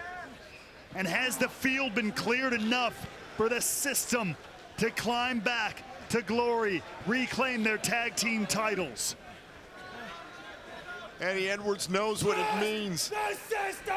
The tangle with the Hardys and Full Metal Mayhem from years gone by as a part of the Wolves. And now the system trying to focus on the ABC with the Hardys wiped out at ringside. Oh, steel chair to Ace Austin and a spear. Valiantly, Ace Austin trying to fight 2-on-1, but to no avail here. This one might be systematic, if I may pun myself.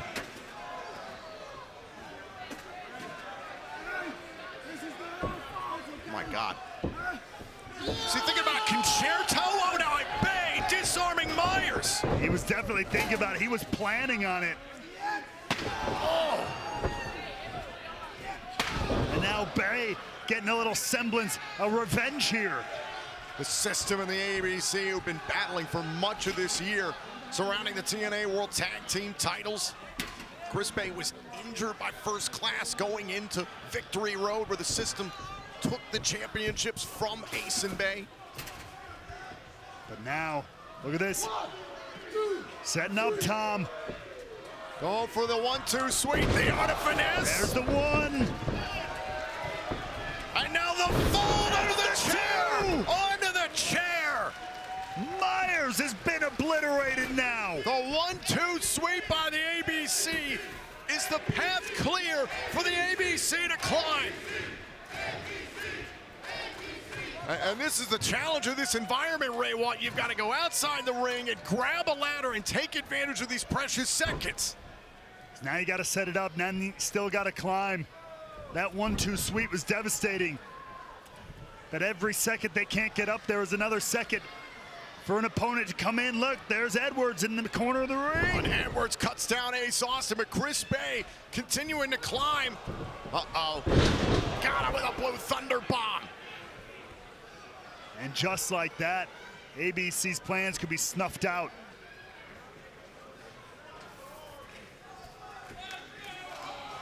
Eddie Edwards levels the playing field, but he's in a 2-on-1 situation here with the ABC.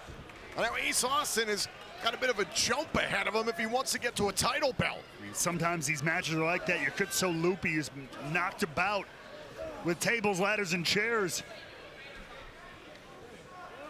Ooh, sometimes drastic moments, only for drastic measures. Oh, this is certainly that. Thumb right to the eye. Again, no disqualifications. And there's Edwards. Just a reach away from the titles. Uh-oh. Oh, the art of finesse! Off of the ladder! Absolutely. Through the pain! Perfect, look at this! Intercepted off the ladder. And now Austin's starting to climb.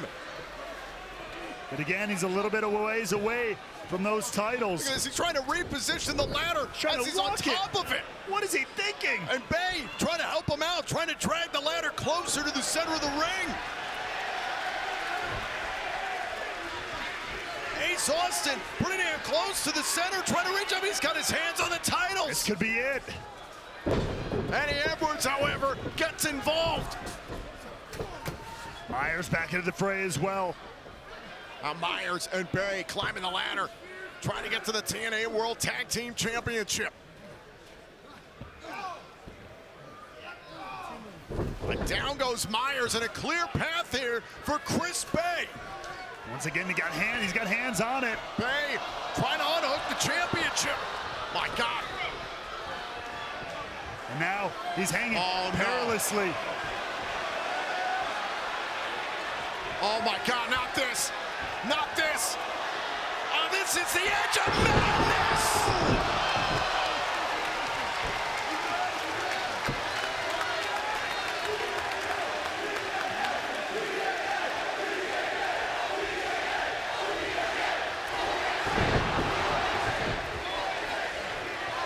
A little history repeating itself tonight at Bound for Glory. And people here can't believe it. I was left speechless. And the titles still hang in the balance. Everybody putting everything on the line.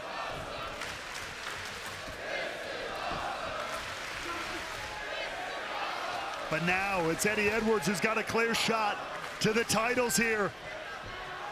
And Edwards is trying to climb. Reaching out for the titles. Oh, and there's Matt Hardy with a chair. Brings Eddie Edwards down to the canvas.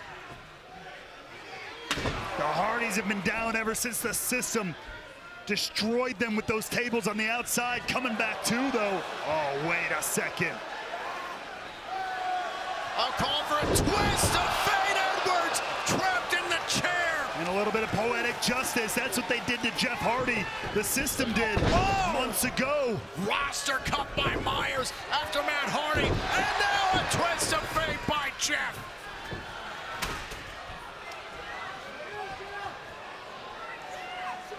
And another twist of fate. Jeff Hardy really sending the message home to Brian Myers there. What is Jeff Hardy looking for now? As if there weren't enough tools of destruction out at ringside. Oh, come on. Dear God.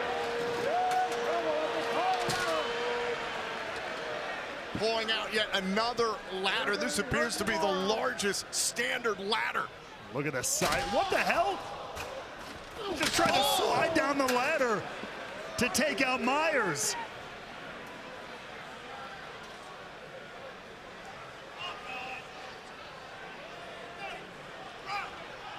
Jeff Hardy trying to set up the ladder here on the outside. You and I have seen over the years, Jeff Hardy does some of the craziest damn things in environments like this. The legend of the Broken Hardys is intertwined with Full Metal Mayhem here in TNA. And who could forget the great war once upon a time, what the Hardys were willing to do to win against Decay years ago. And now there it is. Jeff Hardy's beginning the climb. Is he here to put in his body on the line again? Jeff Hardy to the top of the ladder. Are you kidding me? Hot bomb!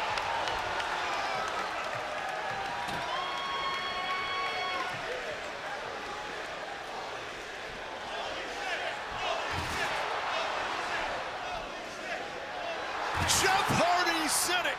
This will either be the end of my career or another resurrection of my career.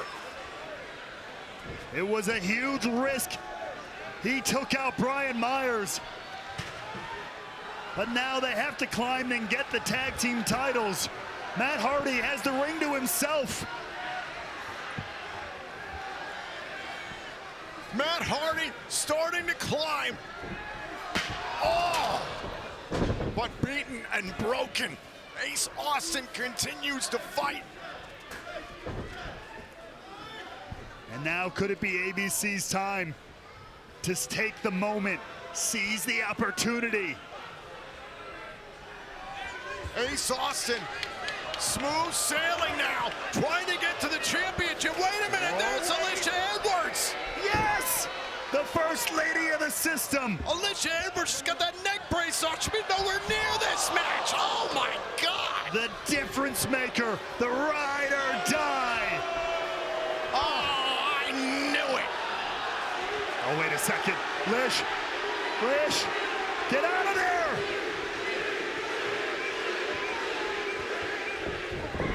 No, oh my God. Don't you dare. Twist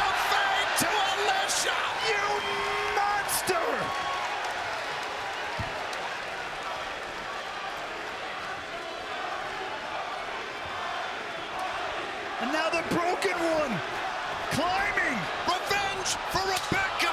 Oh! And now Kenny the kendo stick rears his ugly head. Eddie Edwards wailing away on the back of Matt Hardy. And did Edwards just spoil it all for the Hardys? Will this be another moment seized by the system in 2024? Wait. Jeff Hardy's back. How? Jeff Hardy and Matt Hardy launching chairs at Edwards.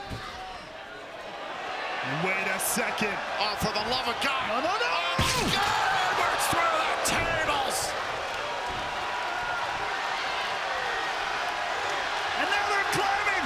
The brothers who made history together. Can they do it again?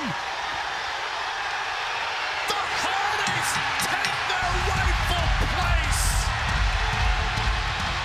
Here are your winners and new TNA World Tag Team Champions, the Hardys. When the bell rings, your referee in charge will be Allison Lee. Introducing the challenger. Tonight, she is calling her shot for the TNA Knockouts World Title. Wrestling out of Austin, Texas, the Juggernaut, Jordynne Grace.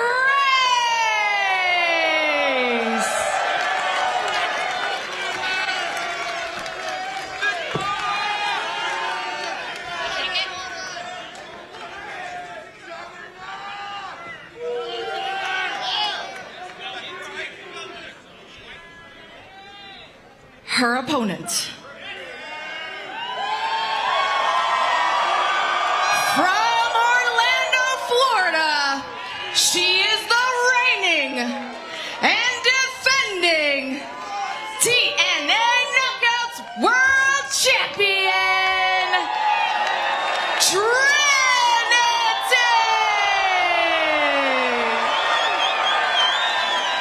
Great job, ladies.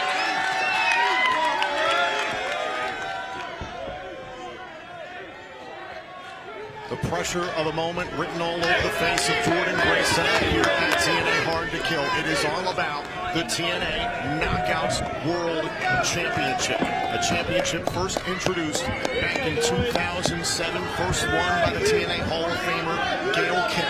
It is consistently been one of the most prestigious prizes in all of women's professional wrestling during this stint. And now Grace and Trinity battle for the championship tonight. Trinity has added her name to that long list of former Knockouts World Champions. She stands atop that mountain right now. Jordynne Grace has been there before. Hopes to climb that hill once again here at Hard to Kill.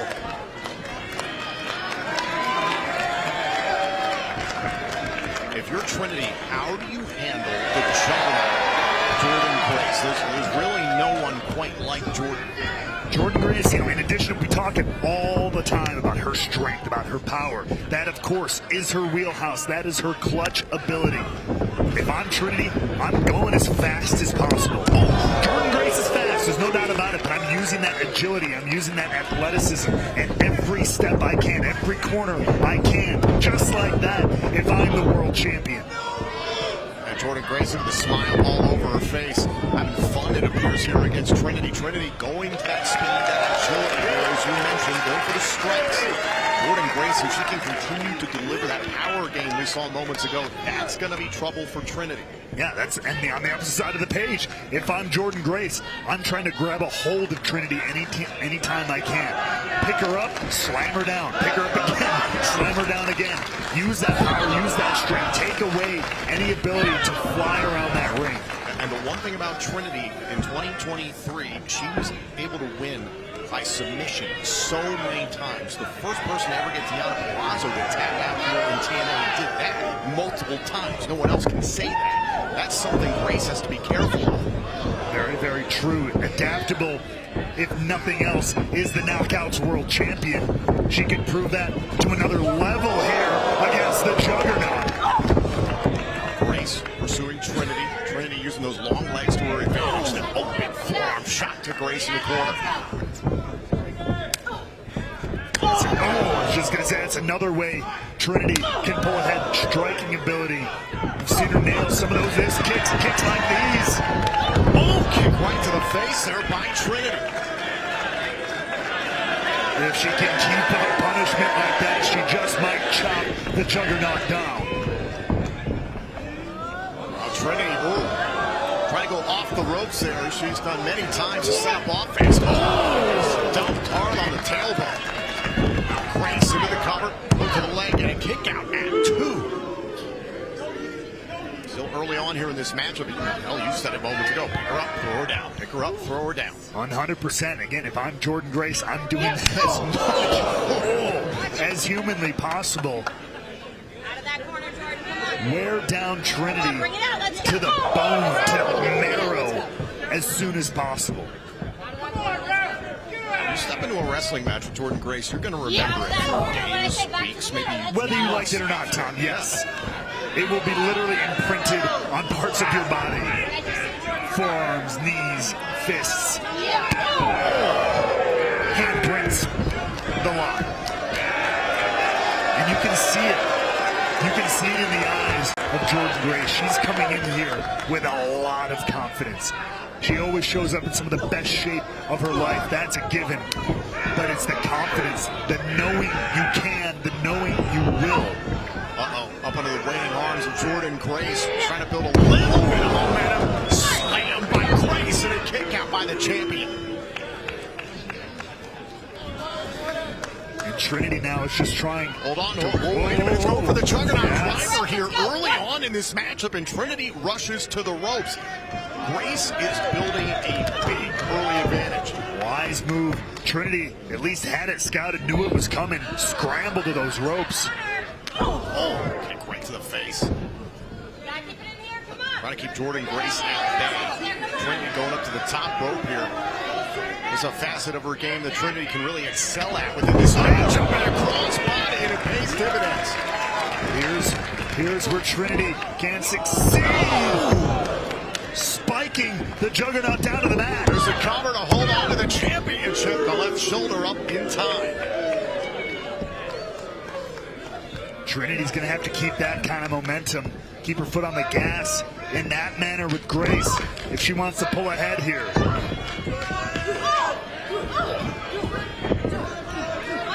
Huge shots to the head of Trinity. It's a flurry of offense from the Juggernaut once again. Power bomb stacks up Trinity. Kick out there. It was still rising knee lift there.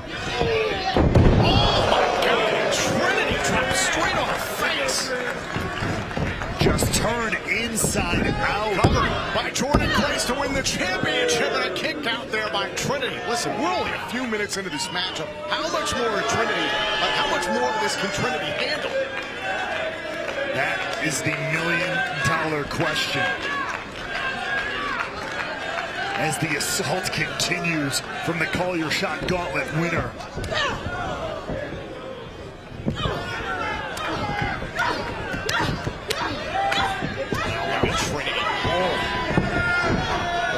Champion continuing to battle back and is leveled with a clothesline there. Dare I call that casually thrown?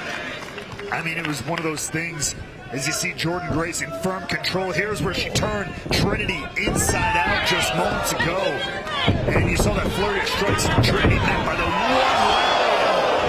And now Grace just pedaled to the metal out here. Sorry, the Juggernaut jackhammer on the floor. Trinity just got absolutely planted. And Jordynne Grace rolls back inside, resets the 10 count. The only way the title can change hands is via pinfall submission in the ring. Of course, the advantage to the champion, Trinity.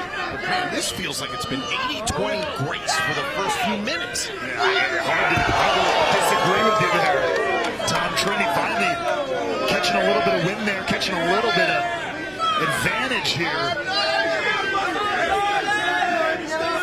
And Trinity desperately needed that. 100%. Count of 7 here from the official. The question is, what next? As you see there, Ash by Excellence watching on. Ash by Elegance, sir. It's excellent elegance. Ash by Elegance watching it ringside here at TNA Hard to Kill. And now Trinity tosses Grace back into the ring after resetting the 10 count. Trinity wants to finish this the right way.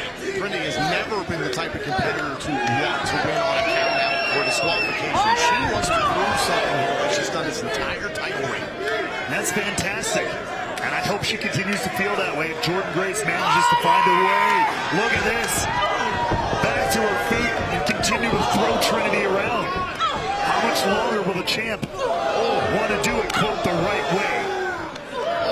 Big open palm strikes by Grace and Trinity back and forth here. Grace and Trinity locking each other, all for the TNA Knockouts World title.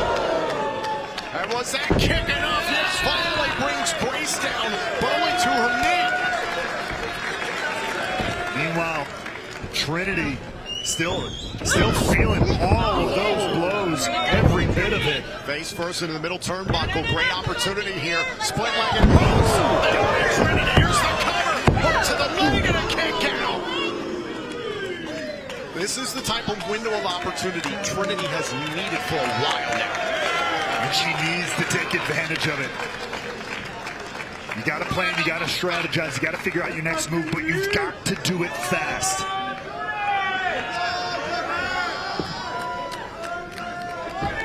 Now Trinity back inside the ring.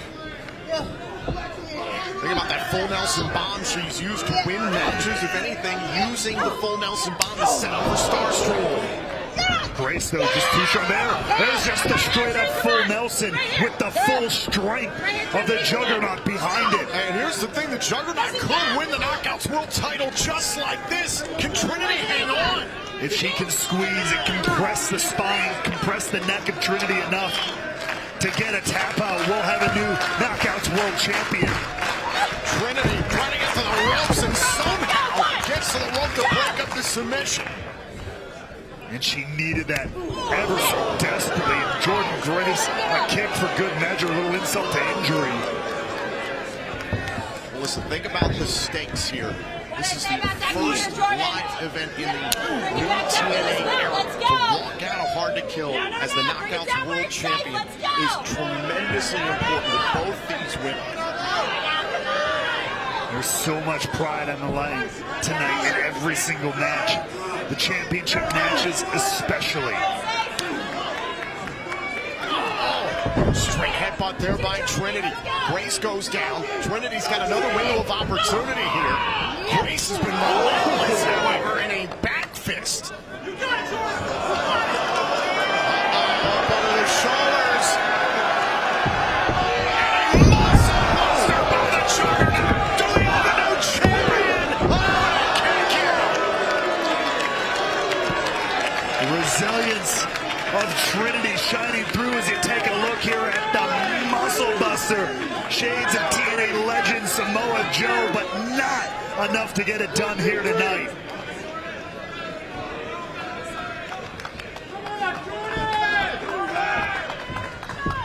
Now up under the shoulders. Jordynne Grace thinking about more offense. Trinity. Oh, Grace just too strong. Wanted to cover there. Hold on. Trinity trying to find a way out. Shoulders down here. Oh, trying to turn it around. Starstruck. Got it locked in. What an ingenious way of getting into Starstruck from the world champion. Shoulders down there by Grace and a kick out. Forcing Trinity to relinquish in the rear view. Cover. Is that enough? And she hold on to the championship and a kick out. What a scene here at the Pop in Las Vegas. TNA Hard to Kill. The Knockouts World Championship at stake. Trinity trying to defend their title against Jordynne Grace. But Tom, that was two of the best weapons in Trinity's arsenal. Starstruck and the rear view didn't get the job done.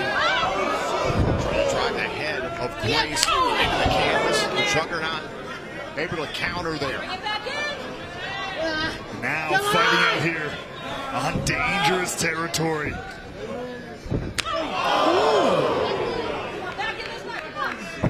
High kick to the side of the head of Jordynne Grace there. Wait a minute. Trapping the head here. Hold on. Oh! The hardest part of the ring.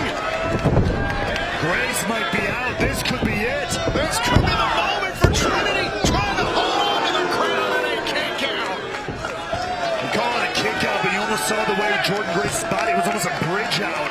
I don't know if there was enough energy left there for a full-on kick out, but either way, Grace stays in this matchup.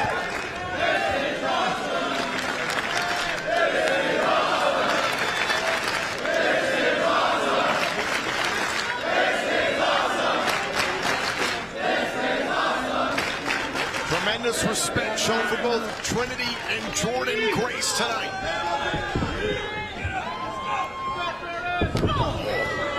But we're getting into the nitty-gritty here, Tom. The something's gotta give kind of territory. What's it gonna take? Who's gonna hit that one finishing blow? Who's got the special? Went for another spinning back fist now. Forearm shots here by Jordynne Grace. Oh, beautiful knee strike there by Trinity. Grace could be out. Oh, and look at the power of Trinity. Oh, huge. Oh, man, they're trying to turn it around. Trying to get the shoulders down. Trying to manipulate the body. There it is. It took a second, but locked in. Center of the ring. Starstruck. Starstruck has been applied. Jordynne Grace is all tangled up. Grace trying to fight it off, but wait. Are you kidding me?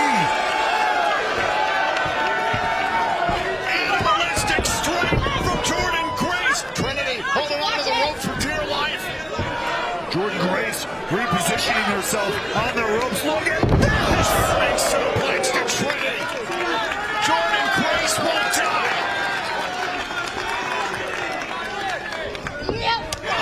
The spinning back fist. Juggernaut driver. Could it be? Grace beats Trinity. Here is your winner and new TNA Knockout World Champion, Jordynne Grace. The Juggernaut reigns supreme, and TNA hard to kill. Currently being led by the likes of Will Ospreay. And that man right there as well, Josh Alexander. And now it goes down officially in a TNA ring between two of the best on the planet today.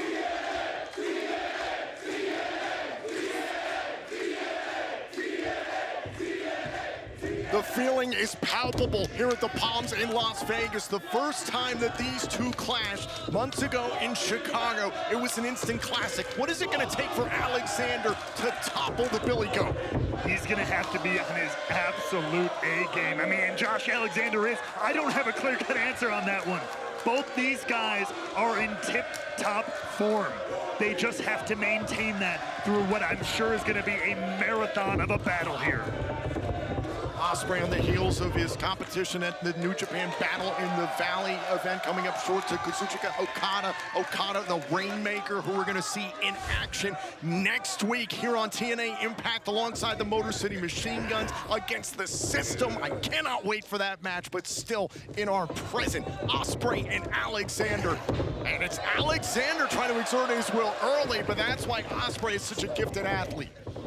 The ability to rebound, to recover from almost anywhere, anything. Look at this. Whoa. Beautiful arm drag takeover from Ospreay and just keeps the pace up, but hold up now. Oh, and down goes Alexander. Inverted atomic drop there. Chop right to the chest. Oh, standing shooting star. Here's a cover and a kick out by Alexander. Remember, just prior to Alexander Ospreay won, it was Ospreay and Bailey at Bound for Glory. It was our eventual match of the year here in this company. But Ospreay that night also made it very clear in personal comments that when TNA comes back, he wanted to be here, compete in a TNA ring. Oh! Chop right across the chest. Ospreay taking his time.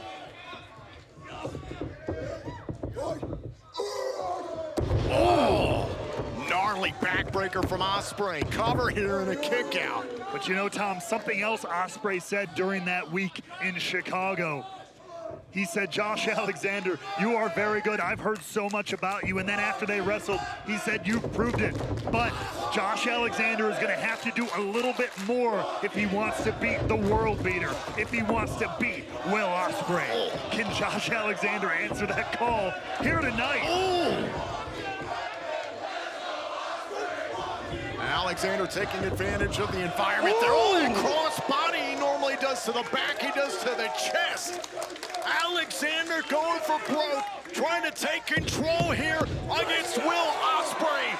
This match continues picture in picture. Alexander on the outside here in the impact zone. Ospreay is down. You can just feel it, Raywalt. It's in the air right now. I hate the cliche, but I gotta admit it's here. It's that big fight feel. It feels as almost if there is a world championship on the line. That's the mood, that's the atmosphere here in Las Vegas tonight.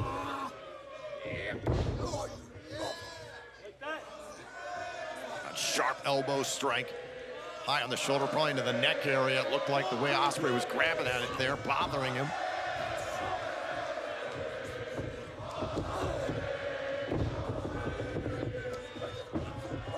Oh, look out. Oh, immediately. Alexander able to start linking maybe multiple German suplexes here if he has his way with Ospreay. Shades of the TNA Hall of Famer Kurt Angle delivering these German suplexes, and Ospreay wants no part of it. Yeah, Ospreay knows his opponent very, very well, not only from his last meeting, but I'm sure from some scouting of his own. Look at this. Oh, beautiful kick to the head, and Alexander kicked clean out of the ring. Even the headgear couldn't protect Alexander from that one.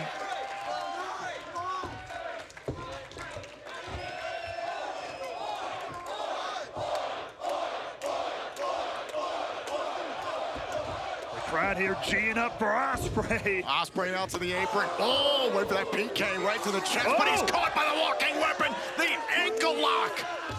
Got the ankle lock out here on the floor. Ospreay just looking to crawl anywhere to get away from this. On Ospreay, Ospreay underneath the ring, he was grabbing out for anything. He's grabbed the table, he's trying to get himself some leverage, grabbing for anything under the ring, inadvertently pulled out the table. Look at this, look at, oh my God! Tight quarters here at ringside, but hits the DDT. Absolute beautiful tornado DDT here from Ospreay. The torque on this. Dropping Alexander right on his head.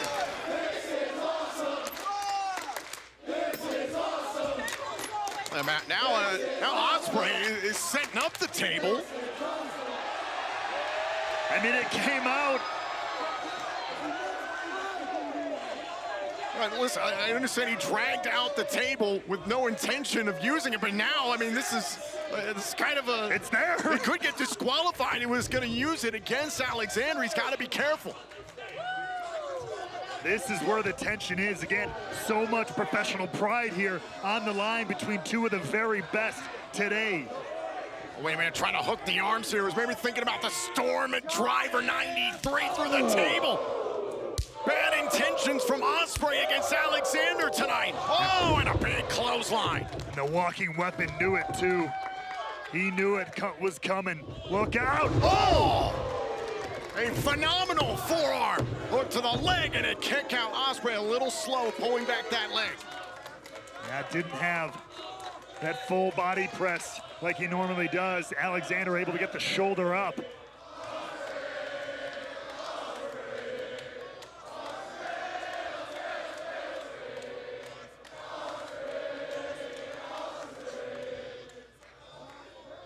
Ospreay taking his time measuring Josh Alexander. Once again trying to set up Alexander a variety of options here for the aerial assassin. Oh, we are back here on TNA Impact. This is Ospreay versus Alexander 2 at the Palms in Las Vegas, the site of Hard to Kill just this past weekend. The Billy Goat is in a TNA ring. The culmination of a lifelong obsession with TNA wrestling. A brand that inspired a generation back in full force, in full form. They're going for a suplex here on Josh Alexander. Well, now Alexander hooks the leg. Fisherman suplex delivered there by the walking weapon. This match is pivotal for Josh Alexander. He suffered back-to-back singles losses late last year at Bound for Glory, challenging Alex Shelley for the TNA World Championship, and then shortly thereafter lost to Will Ospreay. He hadn't lost back-to-back singles matches in this company. 2 years' time had passed. Absolutely incredible record there. But, incredible action right here.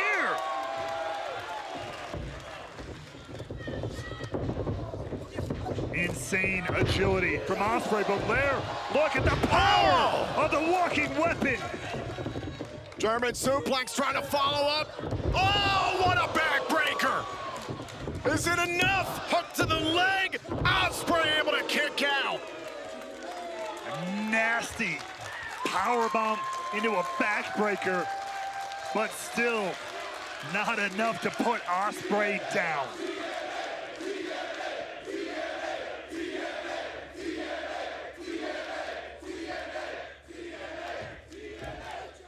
Now Ospreay is feeling the pain. Alexander understands the task ahead of him, however, has got to dish out a lot more punishment. Chops right to the chest here by Ospreay.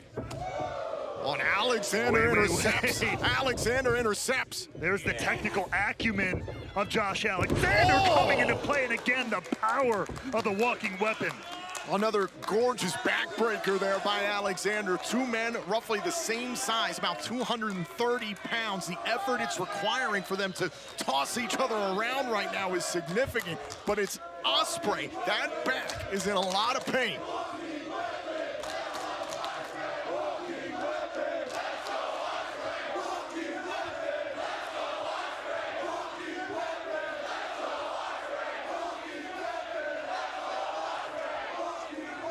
A split crowd here for these 2 incredible athletes in the Impact Zone here in Las Vegas. Oh, and look at this. Look at the strength of Josh Alexander from the second rope. Trying to bring an outside-in German suplex all the way from the apron there. Oh, but wait. Hold on a second here. Oh, my God. Oh, my God. Tom, you mentioned the table earlier. It's right there. And Alexander trying to escape. Alexander. Hold up. Alexander trying to hook Ospreay. This is dangerous territory for both men here. Oh, straight headbutt. Oh, and a kick. Oh, now Ospreay. Ospreay. Wait a minute. Oh, and the oh my God, the Tiger Driver through the table. Holy shit! Holy shit! Holy shit! Holy shit! Holy shit! Holy shit! Holy shit! You gotta take a look at this again. From the apron, Ospreay hooking up Josh Alexander. The Storm Driver, the table explodes beneath them. Absolute incredible physicality between these 2 as they crash to the floor. And the official and our ringside physician just trying to check on Will Ospreay and Josh Alexander right now after crashing through the table. That's the level of physicality. And our referee, Daniel Spencer, has just said that he's going to allow the match to continue despite the table being involved. This is up to referees' discretion, and I am being told that TNA management is supporting the decision of the referee. I believe we all want a definitive conclusion to Ospreay and Alexander too.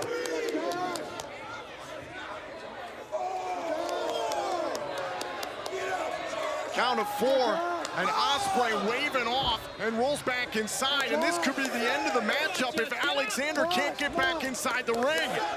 Alexander getting back up to his feet. And he's down again. This could be it. Count of 9, Alexander does beat the count. Wait a minute, the drop kick by Ospreay. Ospreay not waiting a single second. Cutter! Just like that! Alexander able to kick out.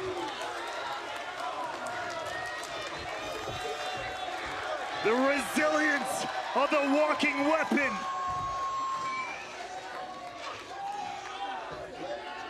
And now he's calling for it. Is it time? One of the hidden blade, but Alexander collapsed. Alexander is down. This match continues picture in picture.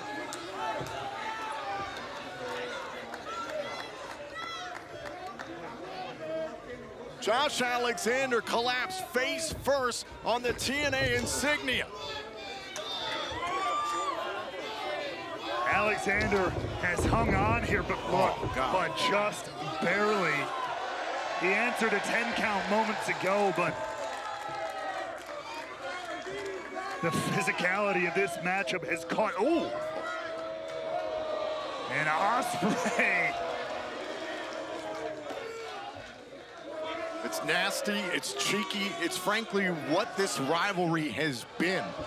These are two men who have a lot of respect for each other before the match and after the match, but during the fact they go to war, they beat the hell out of each other. I believe Alexander is busted open a bit. We've talked ad nauseum about the pride Alexander has representing this company, the pride he had especially as world champion, the flag bearer for this company. But you have to imagine Ospreay, with that lifelong dream of competing in this ring, is not about to give this up without one hell of a fight.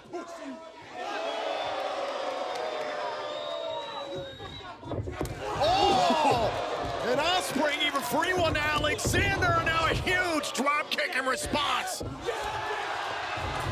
And here comes Alexander. Here's the walking weapon, the standard of TNA. Ospreay woke Alexander up. Look out! Spanish fly, center of the ring, cover, kick out.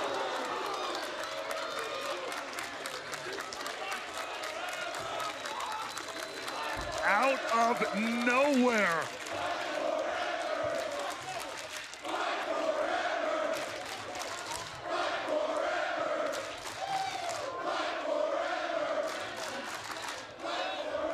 And Ospreay wants to end this thing.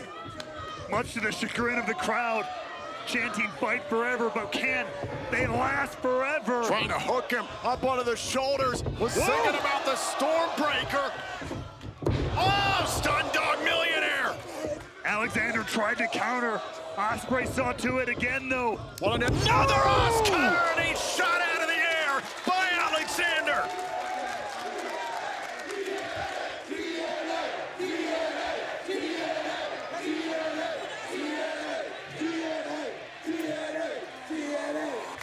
Everything being pulled out of the toolbox from both these A-plus athletes. Again, the gravity of this matchup. TNA management has allowed this matchup to continue under referee's discretion. We will have a decisive conclusion to this match. Oh, wait a minute, went for the big boot. Oh, kick there by Ospreay. Alexander to the outside, up the ramp. Just a little bit of space between him and Ospreay. But still, in the sights of the Billy Goat. Oh, wait a minute, Alexander caught Ospreay.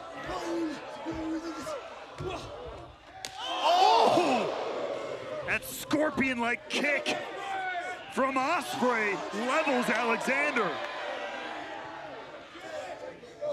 Oh, wait a minute, wait a minute. All the way back. Lining him up. Full head of steam, went for the hidden blade. Alexander ducked it. Oh! Went for the Oz cutter on the ramp. Caught him, caught him. Oh, and a pile driver on the ramp. Josh Alexander and Will Ospreay going to war in their second clash.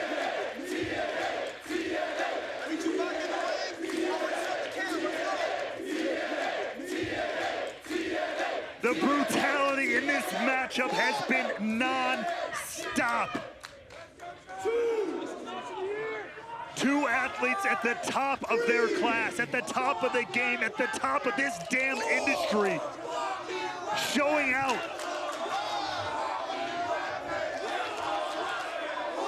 Count of 6 here. Both men after the count of 10 to get back inside the ring.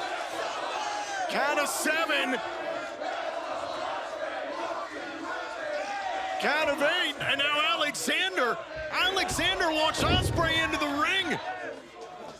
Alexander beats the count. Alexander wants a decisive conclusion to this matchup, just like all of us. There will be no count out. It will not end that way. This will be definitive one way or another. Oh, now look at the strength of Alexander this deep into the matchup.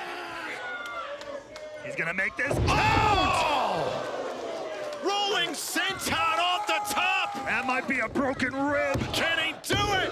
Ospreay able to kick out. Wait. Ankle lock by Alexander. Right into the ankle lock. Ospreay face down. His face etched in pain, pressed against that TNA logo that he's wanted to wrestle upon for so damn long. And Ospreay reaching for the bottom rope, and he's dragged back to the middle of the ring, stomping on the ankle. Alexander's not finished. Adding to the injury, once again to the dead center of this ring. Ospreay has got nowhere to go at the moment. Alexander twisting away on the ankle, the left ankle of Will Ospreay. Oh, wait a minute. Oh, sent it in the middle, turnbuckle, neck first. That twice surgically repaired neck of Josh Alexander. And Tom, I think you noticed, thrown in with such force, I think it knocked the mouth guard from the mouth of Alexander. The level of physicality in this matchup is unparalleled. The last time these two went to war, Alexander did a lot of damage to the lower body, the legs of Will Ospreay. It certainly hampered the offense of Ospreay late in that match, though Ospreay still got the win. You take away a lot of that aerial offense if you can eliminate the legs, but Ospreay here, ever resilient. Jakey Nando's there catches Alexander in the corner. Now coming to the dangerous territory here for both athletes. Look out! Oh, and the poison run off the top! And he's not done yet, Tom. Lining it up. Hidden blade! Hidden blade! Alexander's still alive! Take another look here. It was that poison rana from the second rope. And then with a hidden blade that would make Jacob Fry proud. Absolutely obliterates Alexander, but somehow the walking weapon stays in this fight.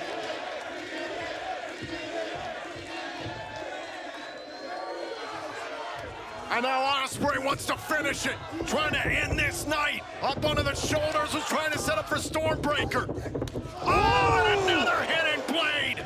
Down goes Alexander, and up goes Ospreay. Storm Driver 93, cover. Alexander will not die. Take another look here, Tom. The explosion on this hidden blade. Ospreay followed up immediately with Storm Driver 93, and it still wasn't enough.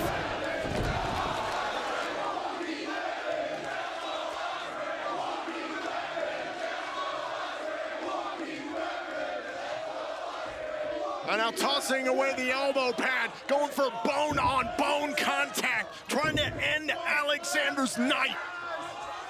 Can the walking weapon rise to counter this, to move, to make something happen here? No! And he does! Alexander won't quit. Back up to his feet against Ospreay. Another kick from the aerial assassin. Well, now both men, but it's Alexander who wins that test. Turns Ospreay inside out. Raw intensity from the standard of TNA. The human embodiment of the beating heart of this company, Josh Alexander. Oh, wait a minute. Wait. He wanted the C4 spike. He wanted the C4 spike right on the TNA brand. He wanted the Styles Clash. But no, right back to the ankle lock. Ospreay desperate to fight off Alexander. Alexander punishing the Billy Goat. Oh wait, hold up a second. Oh, yes, sir! Styles Clash! Oh, Ospreay kicked out at 2! And a sign of defiance from Ospreay all the way to the end here. But right to the face, Alexander! C4 spike! Alexander has beaten Ospreay! Here is your winner, the walking weapon, Josh Alexander! Ladies and gentlemen, it is now time for your Bound for Glory triple main event. The following contest is set for one fall, and it is for the TNA Knockouts World Championship. Introducing first, the challenger from Moscow, Russia, Masha Slamovich.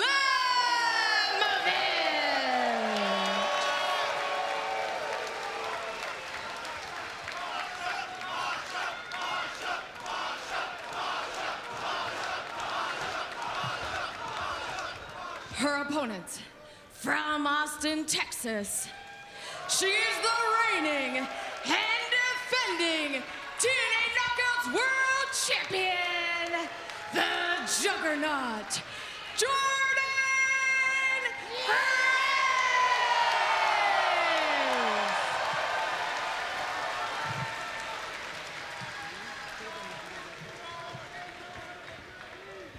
These two best friends bred on the battlefield that was Bound for Glory 2 years ago. Since then, they've grown close as people outside of this business, but now it all comes back to a head with that very championship on the line. What lessons has Masha Slamovich learned in the last 2 years? Is Jordynne Grace ready for this version of Slamovich? And from the very opening bell, as Jordynne Grace extending a hand to her competitor, to her friend, the poetic justice of even these two, if you recall, Tom, Masha walked into Bound for Glory 2022 draped in red, Jordynne Grace in white. Tonight, they walk in opposite colors, just showing you how much things have changed. Perhaps a total reversal of the roles they were in before. A complete reversal, and to your point, the face-to-face that you moderated between these two. Masha Slamovich told Jordynne Grace, I love you. That's not often something that we hear in professional wrestling. A bond was formed between these two in battle in 2022. Multiple knockouts, world title matches. Slamovich has never beaten Jordynne Grace one-on-one in this company. It has stuck in the back of her mind. How does Slamovich put that personal side? If anything, I wouldn't put that personal side away.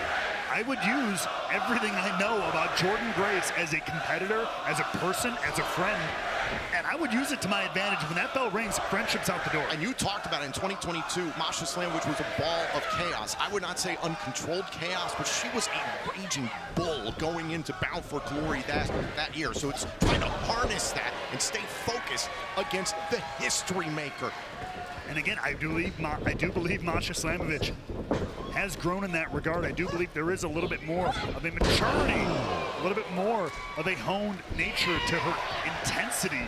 We'll see if she can use that, capitalize on it right here tonight. Speaking of intensity, you can feel Grace trying to push the pace early on. Slamovich sending the champion throat first into the middle rope, and you can feel things starting to quicken early on.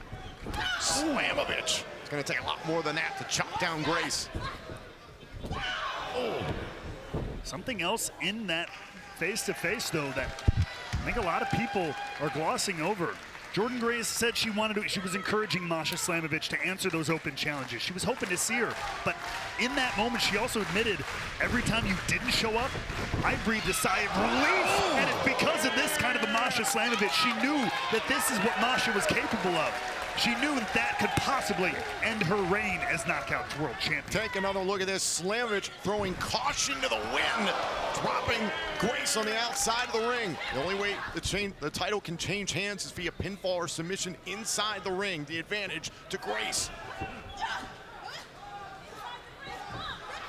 Grace capturing the leg of Slamovich.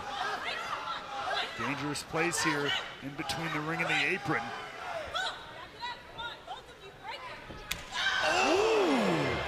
Some nastiness on a Jordynne Grace who sweeps out the leg.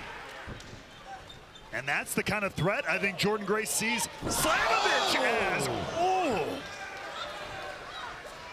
Full-on stomp, nearly collapsing the chest cavity of Slamovich. And Jordynne Grace has accepted her role as the Knockouts World Champion, and that she's like, I have to keep going. I have to keep putting down every opponent in my path. She has never been better. She is putting together one of the greatest Knockouts resumes of all time at TNA. She has defended this title in less than a year more times than some do in multiple years, and at a pace like no other. Oh, now rolling through on the outside. Slamovich was able to avoid catastrophe there against the steel post, but still paid for it. Is Grace, systematically dismantling Masha Slamovich in this matchup. It appears that way. Inside the ring, trying to hold on to the title and a kick out. And I don't know, to be fair, I think Jordynne Grace, when she had Slamovich up on her shoulders, was slinging her legs into that ring post, continuing the damage done on the apron with that dragon screw. And the kicks to the leg. Continuing to assault the left knee of Masha Slamovich. Trying to take away that explosivity that Slamovich has shown for years here in TNA. It's gonna be a lot harder to base for the snowplow too, if you don't have that leg to stand on. Slamovich grabbing a hold of the bottom rope. That brings the referee, Paige Prinzivali, into play to break up the submission attempt there by Grace. Hold on. Ooh. Trying to set up for the Juggernaut driver. Trying to end it right now. Going for it early. Slamovich sees it coming though. And even Grace knows Slamovich ain't gonna give up. Not that quick, not that easy. Ooh, a great counter by Slamovich. Shoulders down, shoulders down. Oh, and a kick out by Grace. Oh, blocked. That damaged leg. Just went off instinct there. Did Slamovich. Oh, Slamovich able to escape Jordynne Grace. That's that good leg up in time. Buys herself a little time. Oh, big spinning heel kick. However, Slamovich planted on that injured left leg. Here's the cover. Hook to the inside leg and a kick out by Grace. And it's a shame too, because again, that's one of Masha's strengths, the kicking, the striking. Jordynne Grace obviously has the power advantage, may even have something like the speed advantage. But if she takes away Masha's striking ability, the game could be over. That plant leg, the left leg, it gave out. as Slamovich was trying to fire off that kick, did not allow her to get the power behind it that Slamovich wanted. Slamovich looking for the snowplow there. Again, trying to set up for it, feeling bad on that leg. Oh, one of the spinning back fists, I believe, hit a DDT right into the guillotine. The tenacity of Slamovich here, and they are in the center of the ring. But now the raw strength of Jordynne Grace. Look at this. Oh, and a juggernaut jackhammer. Cover. Oh, and a kick out by Slamovich. And to not only hit that jackhammer, but to do it after being nearly choked out by your opponent. That is incredible strength and fortitude from Jordynne Grace.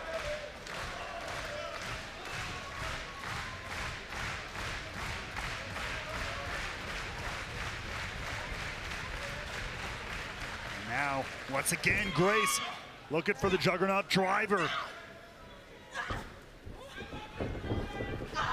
Now whipping Slamovich into the corner. World's strongest slam. Trying to set up for the Vader bomb. Oh!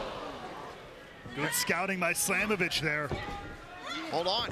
Trying to set up for the Canadian Destroyer, shades of their matchup from 2 years ago, and Grace was ready for it. Masha Slamovich not the only one who learned lessons from BFG 2022. Slamovich able to slip off of the top turnbuckle, trying to set up for a power bomb here, but how do you rip the juggernaut off of the top turnbuckle? Jordynne Grace ain't going anywhere she doesn't want to if she's got a hold. Big strike there by Grace. And now Slamovich goes all the way up top. Oh, and dropping Grace.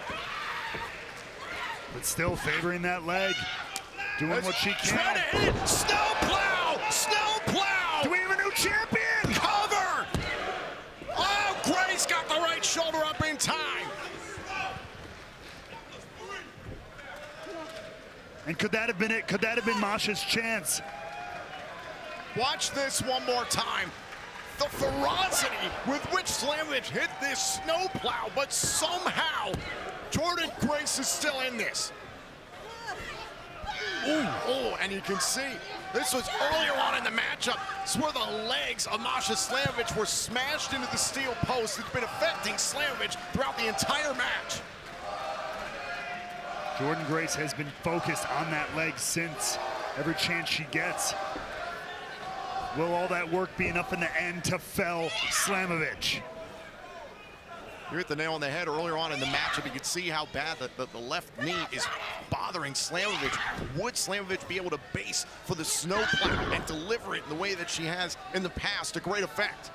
Obviously was able to get it there in that moment. But how much did that take out of Slamovich? Left knee is really bothering Slamovich. Oh, and Grace has kicked out the knee. And it's nasty, but it's a great strategy from Jordynne Grace. Oh, and went to strike with the injured leg. It was blocked by Grace. Trying to use the good leg as a planned leg off of the ropes. Cross body, Grace able to kick out. Big risk there by Masha with that acai cross body. Now trying to just wiggle, smack some feeling into it, keep going in this fight, knowing what's on the line. Rushing at Grace. Boot right to the face. Now Slamovich. Oh! Finds a little opening there for a kick to the face and now a knee. Again, just striking where she can. Trying to build as much momentum as she can. Rolls through on the kick, but the damage to the left knee. Collapsing into the cover, hook to the inside leg, and that allowed Grace to kick out. Well, you see the wincing, that pain, that extra second, 2 seconds it takes Masha to crawl over to the cover.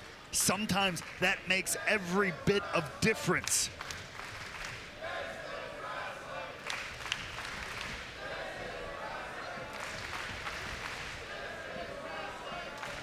Two women who know each other so well. What a history between Slamovich and Grace. Both in and out of the ring, but look out. Was trying to set up for the snowplow yet again. Hold on. Jordynne Grace. Look at What the hell? Stone German. juggernaut. Oh, wait a minute. Oh, could it be?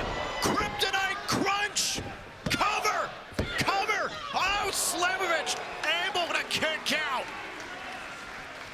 This is incredible. Somewhere, the man who helped innovate the X Division, Jerry Lynn, is smiling after what just happened. That tombstone German, but then the Kryptonite Crunch, a staple of Jerry Lynn over the years. And yet, Masha Slamovich somehow, some way withstands that barrage and stays in this title matchup. Pulling out all the stops, trying to hold on to the Knockouts World title here at Bound for Glory. Just like they did 2 years ago. The more things change, the more they stay the same.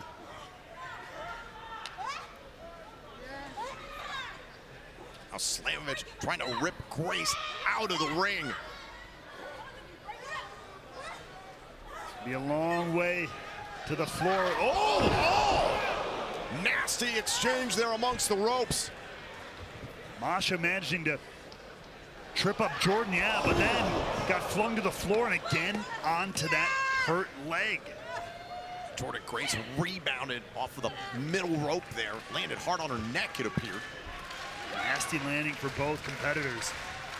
Who's going to be able to get back into the ring, back to their feet first?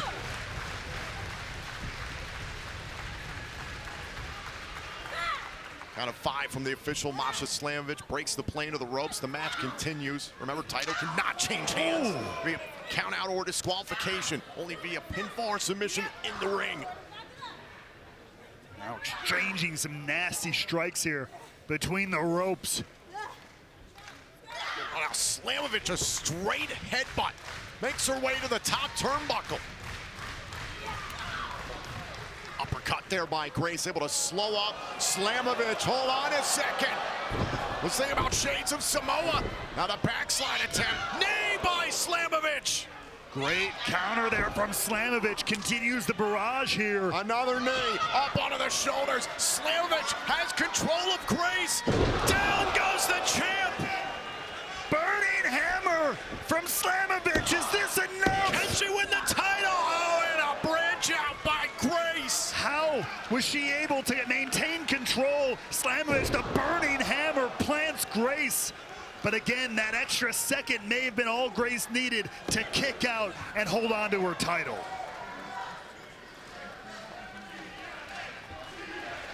Both women going deep into their arsenals. You see the desperation on Slamovich's face. She knows this could be her moment. A pivotal battle here, sold out crowd tonight in Detroit for Bound for Glory. The Knockouts World title hangs in the balance. Slamovich saw an opening, another nasty kick. And a series of kicks, hold on. Oh, wait a minute, Slamovich is down. Are you kidding me? Grace, juggernaut driver, cover. Slamovich kicked out. How the hell did she kick out of the juggernaut driver? Are you kidding me? Grace immediately into the leg lock. Snaps it onto Slamovich though, that injured leg further manipulated. How smart is that by Grace? Not deterred. Goes right into the submission. What's Slamovich gonna do? And how much more can Masha take? Grace dragging Slamovich back to the center of the ring. And now look at this transition.